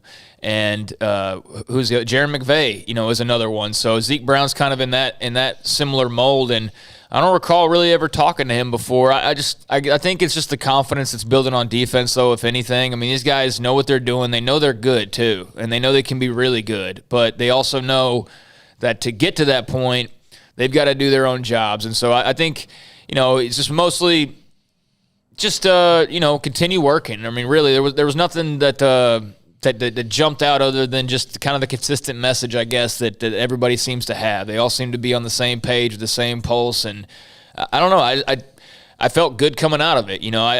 I feel confident in the direction that they're going, and I felt that pretty much after every interview we've done, including with Zeke. When we come back, Chancey Stuckey, he's got a lot to say. He was at Clemson, and I did ask him one of the questions. I said, with all due respect to whatever's on this campus right now, you were at Clemson, and we know where they are right now in the pecking order at the very elite of college football, in that 5-team elite whatever. Does he see the same type of players walking around on the Baylor campus in football? You'll love his answer. Next on SicEm365 Radio. Y'all listen up. Let me tell you something about group meals from Rudy's Barbecue. It's got all you need for all the folks you gotta feed, smoked meat, sides, and more. There's everything down to the tablecloth, just like the one that you see at the store. At a bridal shower, it's better than flowers. In a long distance meeting, it'll pass the hours. It'll feed all the cousins at a family function. It's better than potluck at a church luncheon. Next time you need to feed 10 or more, call and order a Rudy's group meal. Next in line.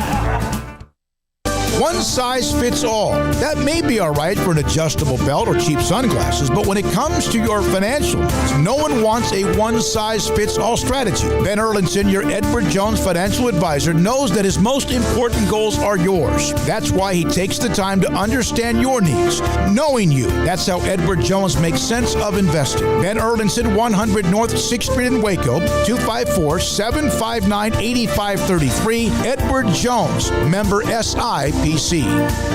With so many companies and policies out there, it gets so confusing shopping for insurance, and I never know if I'm getting the policy that's right for me. Luckily, I met the team at the Niche Group Insurance Agency. With the Niche Group, you can go to one company and get access to coverage options from many insurance carriers, and you get to speak to a real person about your specific coverage needs. With the Niche Group, I know I'm getting the right coverage at the right price. If you need insurance, talk to the experts at the Niche Group at 1-800-258-8302. Stepping into a new pair of boots is great, but stepping into the boots of a U.S. Army officer can also add confidence and leadership skills to your son or daughter's career path. There are more than 150 occupational specialties to help them find the best fit for their future. See all the things your son or daughter can achieve in our boots at GoArmy.com. U.S. Army Waco Recruiting Company, 254-598-8131 or 254-776-1543. Born in Waco, Brotherwell Brewing exists to serve the Central Texas community with locally crafted beer of the highest quality. They want to bring Central Texas closer to the brewing experience so everyone can enjoy well-made beer as much as they do. For 2.5 years, they've been bringing high-quality beer to Central Texas at their location on Bridge Street in East Waco. Brotherwell Brewing believes in community and bringing people together to enjoy products made in their community. So for your game day, whether it's a tailgate or at home, stop by Brotherwell Brewing for high-quality craft beer made right here in Central Texas, 400 East Bridge Street, and check them out online at brotherwell.com. Southwest Sports Medicine and Orthopedics, the team physician of Baylor Athletics. Our doctors specialize in the diagnosis and treatment of any and all sports-related injuries, celebrating over a decade of service in Central Texas. Our doctors are equipped to handle a wide range of issues, whether it's your foot or ankle, orthopedic spine care, your hand or wrist, knee and shoulder pain, or if you're in need of our arthritis or total joint clinic. Come see us at the new Baylor Scott and White Ted and Sue Getterman Sports and Orthopedic Center. Trusted doctors at Baylor Trust, Southwest Sports Medicine and Orthopedics. Our goal is to get you back in the game. How can we help you? That's a question we ask every day at American Bank. Hi, I'm President and CEO Dana Hassel. Our commitment to our customers is what drives us. It's why we've invested in new branch buildings and technology like ITMs that let you speak to a teller face-to-face from your car. It's why we work with local businesses, helping Waco grow and thrive. And it's why decisions about your accounts and loans are made here in Waco by people who know you. How can we help you? Find out at American Bank, member FDIC. Welcome back to SicEm365 Radio. SicEm365 Radio is presented by IdealMRI.com. High-quality MRIs for $497 or less. IdealMRI.com. Your health is important, so is your budget. All right, we started the show today with former Alabama SEC, All-SEC guard Jordan Lewis coming to Baylor to play for the Lady Bears. Gives them now point guards Jordan Lewis. We have Sarah Andrews coming off that shoulder surgery, and of course Jaden Owens, who transferred in from UCLA. And there will be another transfer. What I was able to do today was kind of get in touch with some people within women's basketball circles. Could be those who cover recruiting, those who cover like just nationally the women's basketball beat in college, and was able to get kind of a feedback, couple of college coaches as well. And Baylor's going to sign yet another transfer. And you don't, if you're Baylor, the only one, Hannah Gusters, is a local girl from La Vega who went to Texas Tech, and it didn't just really work out much. She has to get, obviously needed to trim down, but and that's being honest. But you have Chloe Jackson, who helped them win a national championship in the semifinals against Oregon and Notre Dame. You had Taya Cooper, who was dynamic, who never got to finish her last year because of COVID. And then you had Dejanay Carrington, who got drafted, who was dynamic for them. And so their transfer rate is incredible. And now with Jordan Lewis from Alabama, who can score and also can help with the ball as far as distribute as well. Chancey Stuckey was on Clemson. He played Clemson. He knows Dabo Sweeney. Yeah, I'd say knows him pretty well. He coached with him, played for him. Yeah, knows Dabo pretty well. Dabo likes him a lot. Heard Chancey talking somewhere and said, hey, you know what? You need to be on my staff. And then, of course, he's not there very long before all of a sudden Baylor needs a wide receivers coach with some of the changes in the offensive staff. We're going to play his audio from post-practice. We hit on a lot of different topics from certain players or whatever to what he expects. But, Craig, your thoughts about just watching or listening to Chancey Stuckey, even though we've only been able to see it 2 or 3 times? I mean, I really don't want to say too much because I want people to hear what he has to say. I don't really want to spoil anything, but no, I mean, he's got. No, as far as when you watch him at practice or in the open practices, he seems to be very active. I don't get to see him very often because the times that we've been out on the practice fields, they're on the complete opposite side, and we only have like an area of the field to walk around, and the area where we're allowed to walk around, he is as far away as you can get basically from either angle that you're sitting at. So, I mean, barring some binoculars, I haven't been able to watch much, but I did watch a little bit on Saturday. I mean, he looks like a coach. He looks like a guy who gets after it and is riding his guys in a good way. I brought up a couple times already the last couple of days the little interaction that he had with Jalen Ellis after Ellis scored and kind of slow-boated or show-boated his way, kind of both actually, into the end zone. How when he came back to the sideline, Stuckey got on his butt about it and just told him, just go score. Quit with all that other stuff. So, he looks like he knows what he's doing. That's about as best as I can say because not being a coach myself, I don't really know technique-wise and things like that what he may be doing that's any all that different from others. But, yeah, I like what I've seen from what little I've seen, and I like getting to talk to him yesterday for sure. All right, Chancey Stuckey, post-practice yesterday, Baylor spring game coming up on Saturday early afternoon. We'll all be there bright and shiny and ready to go. Here's Chancey Stuckey. Coach, your group of receivers, do they have the versatility you want? What are you looking for? When you look at the group overall, you kind of try to look at them as a basketball team. Like you want a point guard, you want a two guard, you want a forward who can do a lot of things. You want some big men inside, and I think we have length. I think we have speed. I think we have some toughness. So if we can kind of put that all together and have guys begin to complement each other, I think that's exactly what you look for when you get a new group. And it's a real veteran group, too. That's obviously a good thing. Oh, I've gotten lucky with RJ and with Ty. Just those two alone, they were voted captain by their peers, so they speak to who they are as people and what they do off the field. And I'm able to bounce things off of them, what they've done in the past. Is, hey, is this beneficial? Do you like this? What do you want to do? And the understanding of the whys and, communicating that down to the younger guys. So they've been instrumental in this transition for me. Obviously, last year they struggled in a lot of ways offensively. I know that's last year. Mm-hmm. But how thirsty are they, you think, to be able to be more involved and be able to go down the field more and be a weapon in a lot of them? I think no one who comes here wants to just be average. I think it's in all those guys that want to be great. So the first thing I wanted to do when I came is say, hey, I believe in you. Hey, I believe in you. Hey, I believe in you. You're here for a reason, and try to see who they are as a player and develop that. Hey, if you can run deep, hey, this is what you need to do to run deep. But before you get to 40 yards, there are things you have to do at 5 yards and at 10 yards, at 15 yards to get to 40 yards. So Ty referenced it. It's just doing the little things to get to those big plays and having those guys understanding it and putting the work and to trust the process. So for them guys to kind of buy in now and they see the fruit of it, throughout spring practice, I think that's been huge. And those guys transition to growing up to being a little more mature in the process. Coach, you got a veteran group, but then there's a couple of early freshmen, mm-hmm. Elijah and Javon, I think. Yes. Bigger guys, mm-hmm. As you were talking about the different positions, they might fit more in one of those other roles. What are you seeing from those guys, and can they make an impact early? For sure. it moved fast for me. Just imagine how it is for those guys. Mm-hmm. They're kids straight out of high school and should be going to prom, and they're here with a lot bigger, a lot faster, a lot more veteran guys trying to compete. But just the key is to treat everyone fairly, but not treating everyone the same. So I can't talk to them and teach them the way I teach Ty and RJ. So having them understand, hey, what is cloud? Why is it cloud?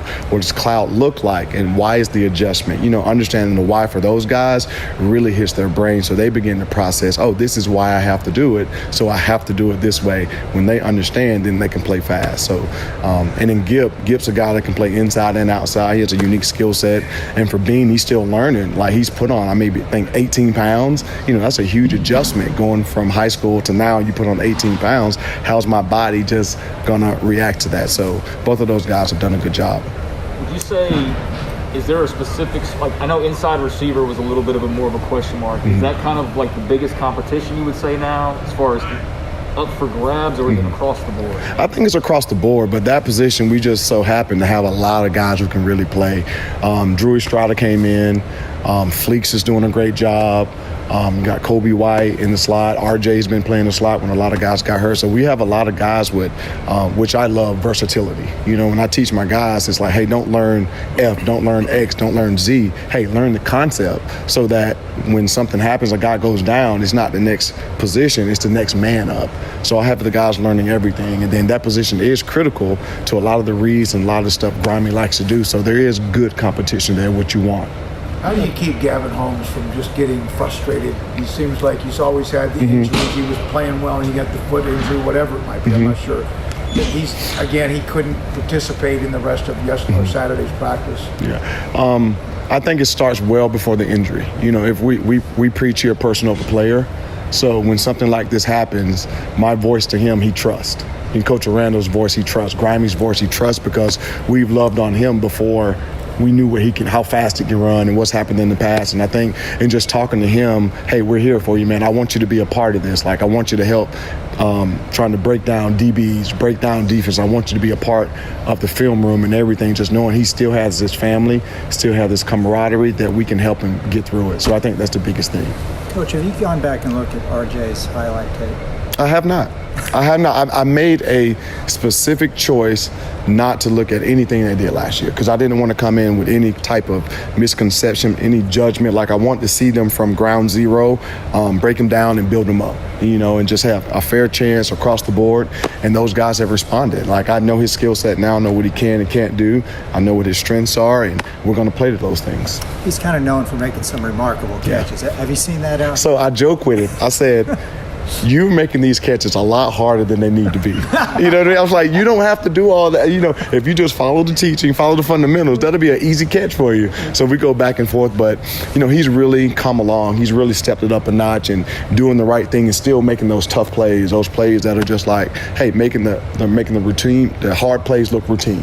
That's our motto, making the hard plays look routine. You say that. Mateos said that, too. Last year, Larry Fedora said that, and then the offense struggled, and everyone was like, my God, why didn't you watch what they had done before? Is that because you're a position coach and you can kind of single them out rather than the entire offensive watching film? I think so. I mean, you know your guys best. You know your guys best, and it's like, I have a 4-year-old son, Aiden, who's awesome, but in teaching him to understand everything, like, I know him best. I know what he can do and can't do, and you have to set the standard for those guys. If no standard is set, everyone kind of does their own thing. So we talked about belief first. Like, if they believe it, they can accomplish it. So hey, if it's a hard catch, I make it routine, and then it becomes natural to him. It's like, hey, I'm supposed to make that, as opposed to I might, but no, I'm supposed to. Coach, you mentioned Drew coming in. He's facing a little different level of competition, but what are your expectations for him? I expect Drew to be a major contributor for us this year. Like, we got to see what he can do. He can play all 3 positions, which is critical, extremely smart, very savvy in his route running, and we just got to get him back on the field. That's the biggest thing for him is just staying healthy and being able to contribute the way he can. I think Aranda said hamstrings, I guess, have been an issue for him. Yeah, we most players have had some type of issue somewhere. So he's committed to the process, and he's going to do what he needs pre-practice, post-practice to get back. We actually had to hold him, and that's what you want as a coach. Like, hey, we need to slow you down. We need you for the season. So he really wanted to come back, and he's a worker, and I'm lucky to have him in my room right now. You have been at an elite program. I mean, as elite as it can get. Not to put you on the spot, you see players on this roster that can, because Baylor has had elite teams before. Do you see guys walking around that are elite football players? Oh, absolutely. Just in my room alone, I did some research, and it talked about, I think it was Sports Illustrated did a story on who's wide receiver U. Baylor was number 6. So it's not uncommon for Baylor to have top tier players, and the guys walking around like Ty. You got RJ. I mean, Gavin, when he's healthy, Drew adds to that room. Like, Drew looks great. He's explosive. You got Jackson Gleason, who can take the top off. He can run. Jalen can run. And you bring in Bean, who's 6'5", and just put on, 18 pounds. He looks good getting off the bus. Those guys can play, and I'm lucky to have such a great group just to start out. With a guy like Jalen, who we've seen bits of, and obviously his speed going deep is something we know about, but what are kind of like the refinements that you're looking for there, the growth? Just to expand his route tree. He can run deep. Everyone knows that. Everyone knows he can run the post. But what about the intermediate routes? Do I have to take you off the field when we do those certain things? There's an alert for the defense. If he comes in, hey, he's going deep. So just trying to develop his game, getting him to buy in, getting him to truly compete and understand what it takes to be elite. And I think he's starting to get there, but it's going to take time. He has the summer, then he has the fall, and that's where I think he's going to make his biggest strides to really contribute this year. Found any good coffee in Waco? Oh, man. Let me start it. I have Pinewood, Lighthouse, Dichotomy is another good one. I feel like I'm missing somewhere. Oh, if you go out a little bit, I forgot the name of it. It's over at the, it's out of way. It's like 20 minutes away. Man, what's the name of that place? I forgot the name of it, but that one's good too. I still have 4 or 5 choices where I can really kind of go and drop in. Yeah. You got like a chemistry lab. You all are invited. Come by. I don't know any of these places. I gotta learn. Thank you, Coach. All right, thank you guys. It's a pleasure. All right, that's Chancey Stuckey, wide receivers coach. We had him on, and he's got this. He's a coffee aficionado, so to speak. I wouldn't know. The only thing I remember about coffee is my mom and dad, they always used to percolate back in the day. They used to always have like Folgers coffee. That's about it. Yeah, I had a little stretch several years ago where I drank coffee for like a few months, and I don't know if I just grew tired of it or what, but mine was not like the typical coffee. It was like it had like mint flavor in it and chocolate flavor. It was like a mint chocolate. It was more of a mint chocolate drink, I think, than really it was coffee. But I made sure to throw that in there at the end because that was something he brought up or we talked about when he was first hired. And there were 2 or 3 things that stood out to me from that now that we've listened to it. Everybody talks about Jalen Ellis and where's Jalen Ellis, and he's so fast and he's open deep and all of that. But I think he just made a really good point of like, am I tipping the defense when we have Jalen Ellis out there? If he's not capable of doing some of the other things, does the defense automatically know, okay, 84's in, so that means he's going deep? So, that's things that as fans and whatnot, we don't take into account. And you can't just throw him out there because he's fast and can go deep. He's got to be able to do a lot of other things, and he's got to be able to do things that have nothing to do with him getting the football. And so I thought that was a really good point that he made. I also agree with him on R.J. Sneed. The guy can make some great catches, but he also does make some of them difficult. And that catch he had last year, the fully extended near the sideline, landed on his back. They had to review it, and turns out it was like catch of the day or catch of the weekend, catch of the year in some cases. He jumped too early. That was why he had to make that catch if you go back and look at it. I'm kind of with him on R.J. can make some great catches, but he also kind of almost makes them tough catches in some ways. And then on Drew Estrada, I think that was all very positive. Look, I've had like 4 different people ask me on the premium board about Drew Estrada in like 3 different threads, and I've tried to answer him. He's got hamstring issues. So hopefully that answers everybody's same question that they were asking. And I answered it a couple times, but still ended up getting questions about it. So hamstring issues are Drew Estrada's setback right now. But obviously they really like what they have in him because those are some pretty glowing comments, and I'm excited to see him out there on the field. Having an older guy like that who's played a lot of football and is well-rounded, I think will be very beneficial to this receiving core. Grayson, just a football note, not about Chancey Stuckey, but Tevin Williams, who's a cornerback signee for Baylor, set a Stillwater High School record in the 200 meters, a 21.06 at the Edmond Memorial Invitational. And then he had somebody else respond to him. It's tied for the number 1 time in the United States in the 200 meters. So there's one of those athletes that they signed in the class of 2021 in Tevin Williams out of Stillwater High School. And they're going to need some corners coming up pretty soon because, Kalen Barnes is, maybe entering his final year. Raleigh Tejada's for sure entering his final year. And there's not a lot of proven depth at cornerback behind that. Mark Milton's kind of getting up there now. We've seen a little bit of him.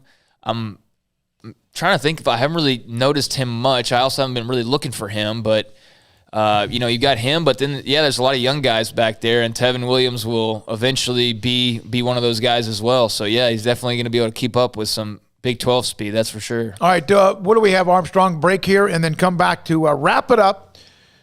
SicEm365 Radio. Car has the trucks, man. They have the one for you. Crew cab, short or long bed, silver, black or blue. Texas size selection, great prices too. Richard Carr, he has the truck for you. Carr has the trucks, man. He has the truck you need. If you want the best truck, you want a GMC. Texas size selection, great prices too. Richard Carr, they have the truck for you. Boozers is the wedding ring store and more. If you're ready to get engaged or already married and want to upgrade your wife's ring for a special anniversary, Boozers is the place to go. With the largest selection of premier quality diamond engagement rings and wedding rings in Central Texas. They have 7 cases with over 300 styles of rings from top designers like Natalie Kay. Choose from yellow, white, or rose gold, plus beautiful top quality loose diamonds. With an in-house jewelry, they can also custom make anything you want. Bring in a picture or drawing and let Boozers create your one-of-a-kind pendant or ring. They can even use some of your old gold and diamond jewelry to create something new. At Boozers, you'll find a great selection of quality timepieces, and Boozers is the place for expert watch maintenance and repairs too. They specialize in expert Rolex watch repair for fine jewelry, watches, custom work, and more. Go to Boozers on Valley Mills and Lake Air Drive in Waco. Boozers, the wedding ring store and more.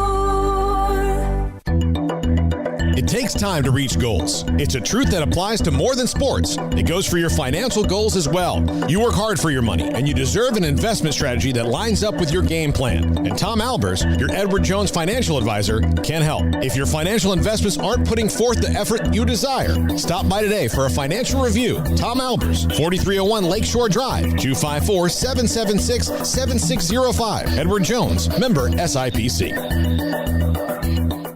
From the first workout to the last practice, sports is an incredible challenge. Hi, this is Dan Ingham with the First National Bank of Central Texas, and we're proud to support each athlete, every parent, and our educators. From families, small businesses, to the biggest industry, we're here to help. With remarkable products like instant issue debit cards free at all of our banking centers, we've got banking ideas that fuel big dreams. The First National Bank of Central Texas. Familiar faces making local decisions. Member FDIC, Equal Housing Lender.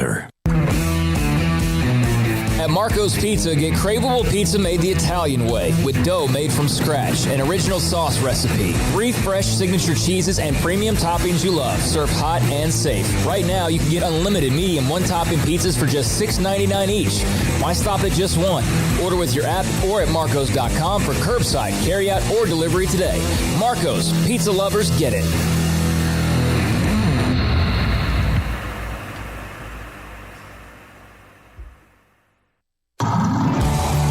It's time to fire up the grill, heat up the oven, or get that deep fryer going to enjoy the top quality products at Waco Custom Marketplace. Order 30-pound sacks of live crawfish by 6 on Wednesday. Pick up on Friday afternoon after 2 or Saturday. Enjoy the weekend. 30-pound sacks of live crawfish available right now for $4.25 a pound. Find all the crawfish boil ingredients you need, including red beef potatoes, sausage, corn cobettes, and Louisiana boil seasoning. Make your order for live crawfish by Wednesday at 6. Pick up on Friday after 2 or all day Saturday, and enjoy the weekend. Waco Custom Marketplace, your home for fresh baked kolache, cinnamon rolls every day. Butcher shop to cut your steaks the way you want. Fresh seafood, summer sausage, boudin, house cured and smoked bacon, spices, seasonings, soup mixes, and more, and weekly gift boxes for any occasion. Waco Custom Marketplace, 425 Lake Air Drive in Waco, or WacoCustomMarketplace.com.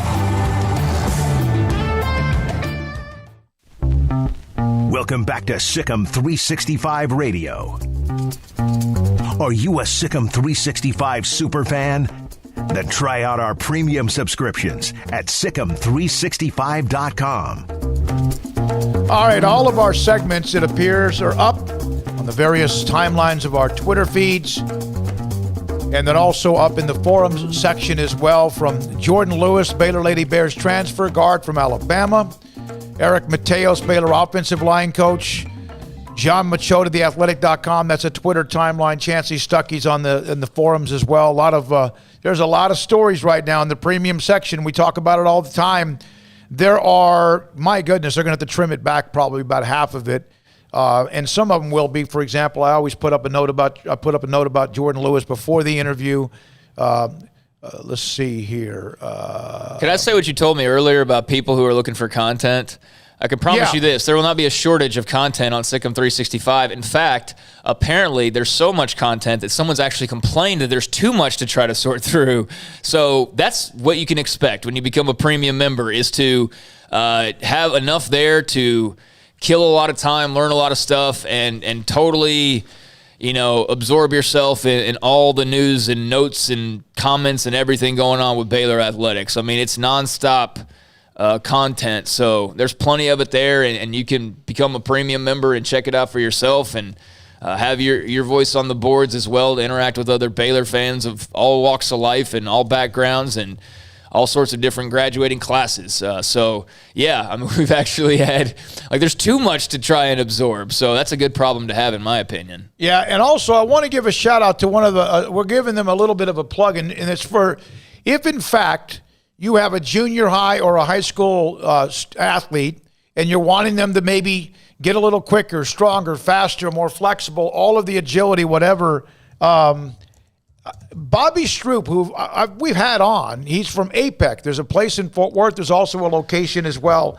in Tyler. The original business was in Tyler in some metal building that wasn't even a completely enclosed building off of Donnybrook and Tyler. Craig, I think it was right across the street from where you and Jennifer went to daycare. Well, actually, before they even opened that up, before APEC was a thing, they had, I forget, SAC camp. Speed, agility, quickness camp. And it was so new then that there was a player years ago who played at Tyler Lee or Tyler Legacy now named Brian Thompson. He was a big-time linebacker. He signed with A&M, didn't do much. I think he had a lot of injuries and whatnot. He's kind of beat up by the time he got there sort of thing. But I remember Brian Thompson being the first kid or guy that introduced me to the whole idea of the outside of school athletic enhancement business. And at that point in time, it was him and some trainer whose name I don't remember. It wasn't Bobby Stroop. It was Tim Powers. Okay, yeah, it was Tim Powers. With the Trinity Mother Frances Hospital at the time, and Tim Powers was sports care, yeah. And legitimately would see Brian after school with, I guess, Tim Powers.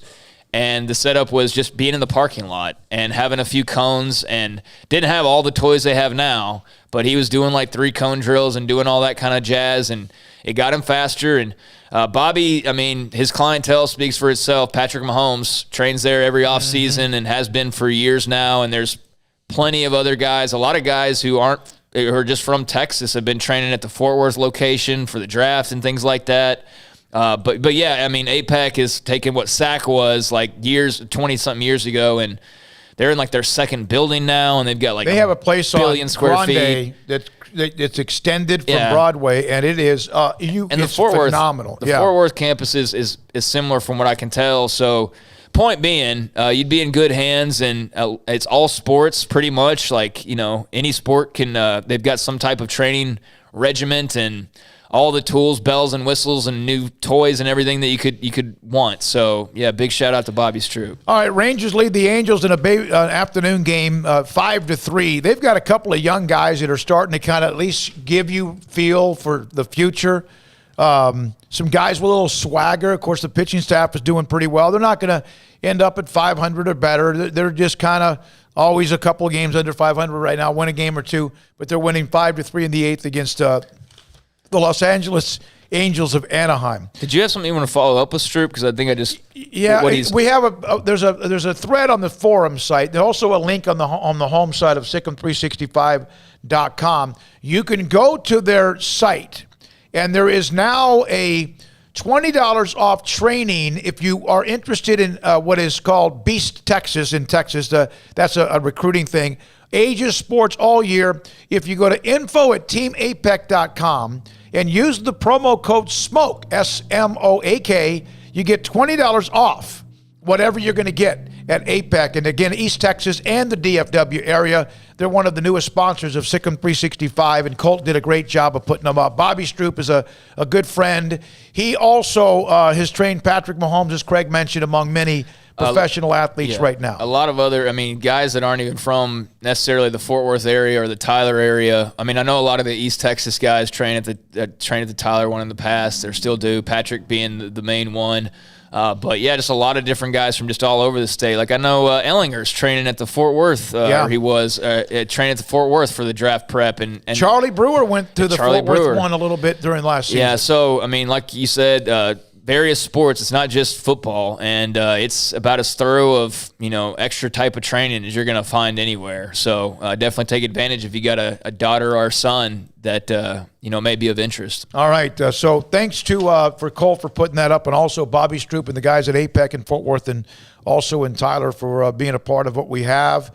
Also, now I don't know how this is going to go, but tomorrow morning I am supposed to drive to an Armstrong. I don't know if you guys are going to have to change the open billboards or what, because I'm going to a class tomorrow morning, very early, bright and early, that is for parachuting out of a plane. Why? Well, it's a promotion with the U.S. Army Waco recruiting company, and they asked me to get involved, and I don't know why, but Armstrong, are you going to volunteer for his place? Armstrong, could you do that? Take his spot? Armstrong, could you? Oh my gosh, no! Are you so afraid of heights? So am I. Like I could not even want to. Like, I went to the statue. I've said this story before. Family vacation to Pikes Peak, and the Royal Gorge and all that up in Colorado. All of us, right? Yeah, you. You were potentially, as we were driving up Pikes Peak and Pikes Peak. I don't know what it's like now, but like 10 years ago, there are definitely very shaky railing on your side and like 2 feet between your car and the edge of the cliff. And that's kind of frightening. I had no problem with it, but he may or may not have been biting on a towel legitimately while driving up Pikes Peak. Like I was getting a tooth pulled or something like that. Biting on a towel to try to ease the anxiety. Actually, I have heard that skydiving, you're so high that it actually doesn't feel. Well, and once you're out, what do you know how many feet that eventually you're gonna drum out of the? Yeah, I'm saying like when you're up there, it's like so high, like you don't even process that. That's how high you are. Because that's where people live. That's heaven. That's why you don't know. But I'm going to this class, and it's part of the U.S. Army Waco recruiting company. Thanks to Alfredo and Dominique. And so I said, you know what? What the hell? And then I'm probably So I'll let you guys in on something. I hope tomorrow's show. I don't know what we're doing. Get the best of ready, just in case, Armstrong. I don't know. You got Grant Taff and Eric, but I don't know what we're doing. I don't know if we're going to actually get up and fall from 100 feet in a parachute. So you don't know if you're skydiving or not? You're not going to do 100 feet. It's going to be higher than that. I'm just telling you right now. When I was a child, I used to love climbing through brand new built houses that were still not the full shell yet. And I used to get nervous looking down what would be the staircase where there was nothing around. So I'm a little bit nervous. Like I was at Royal Gorge and also at Pikes Peak. And also if I go to the Statue of Liberty, you get that feeling. So I'm doing this tomorrow, and I don't know exactly what's happening. But I got a feeling I might be learning how to skydive. Well, have fun. That's cool. But there's going to be somebody attached to me. What? What did you shake your head? No, there's somebody attached to me. Alfredo wouldn't do that to me. I don't think I would let you do it if you would die. Yeah, I wouldn't do it by myself. I'd have to have hours and hours of training to feel comfortable to do it by myself. Well, that's what I think we're starting tomorrow, aren't we? The hours and hours of training? The only way I would skydive is do in tandem with somebody who's a trained professional. That's the only way I would do it. And even then, I probably would not do it. It is a trained professional. And I'm not just going up there randomly with a couple of farmers. I know that. I'm just saying that there's people that do that. So it makes me feel at least a little bit better that I guess you'll have somebody with you. But for me, that was something when I was younger I definitely would have done and not had really any qualms about it. But years later, I'm like, no, I don't want to do it. George H.W., he went skydiving when he was 90. Oh, yeah, I remember that. To celebrate his birthday. So if he can do that, then I think you can do it. That's my motivation then. If he can do it, the late George H.W. Bush, yeah.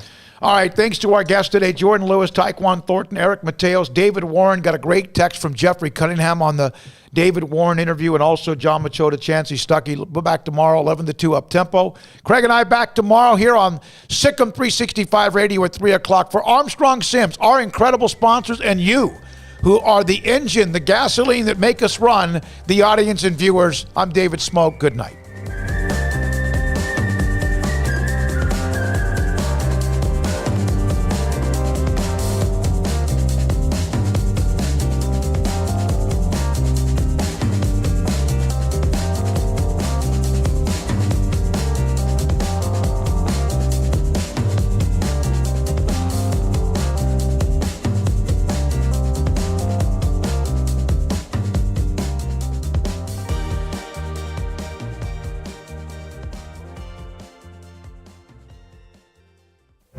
Stepping into the boots of a U.S. Army officer can add confidence and leadership skills to your son or daughter's career path. See all the things they can achieve in our boots at GoArmy.com. U.S. Army Waco Recruiting Company, 254-598-8131 or 254-776-1543.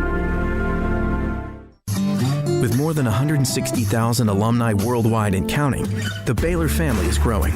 And through the university's expanded Baylor alumni program, the family is growing closer.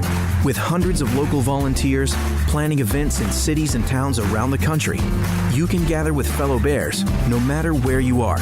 So, get connected, get something started, get involved, and make plans to get together with Baylor alumni. Visit us at baylor.edu/alumni.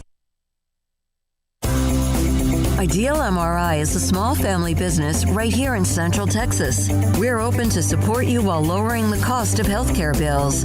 When you need an MRI, ask your doctor for an Ideal MRI. Visit us at idealmri.com or call us at 833-IDEAL-MRI.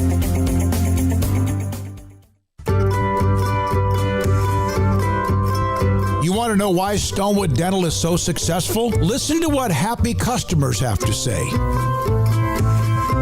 Pleasant. It's different than any other dentist office. I really feel like they care. And it's not that you're here for 2 hours waiting on someone to take care of you. It's quick and easy, and I bring my kids, and my kids love being here too. They really love the treasure box. Staff is really nice and accommodating, real friendly. You feel more like home. It's not sterile looking. Everybody has their own personalized rooms with decorations and decor, and they'll even have a blanket for you when it's cold. I've recommended people to actually come here, and they are patients now. I really love it here. It feels like family. Learn more, stonewood-dental.com.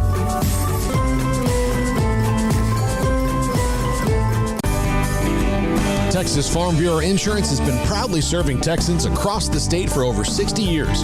Call 254-772-80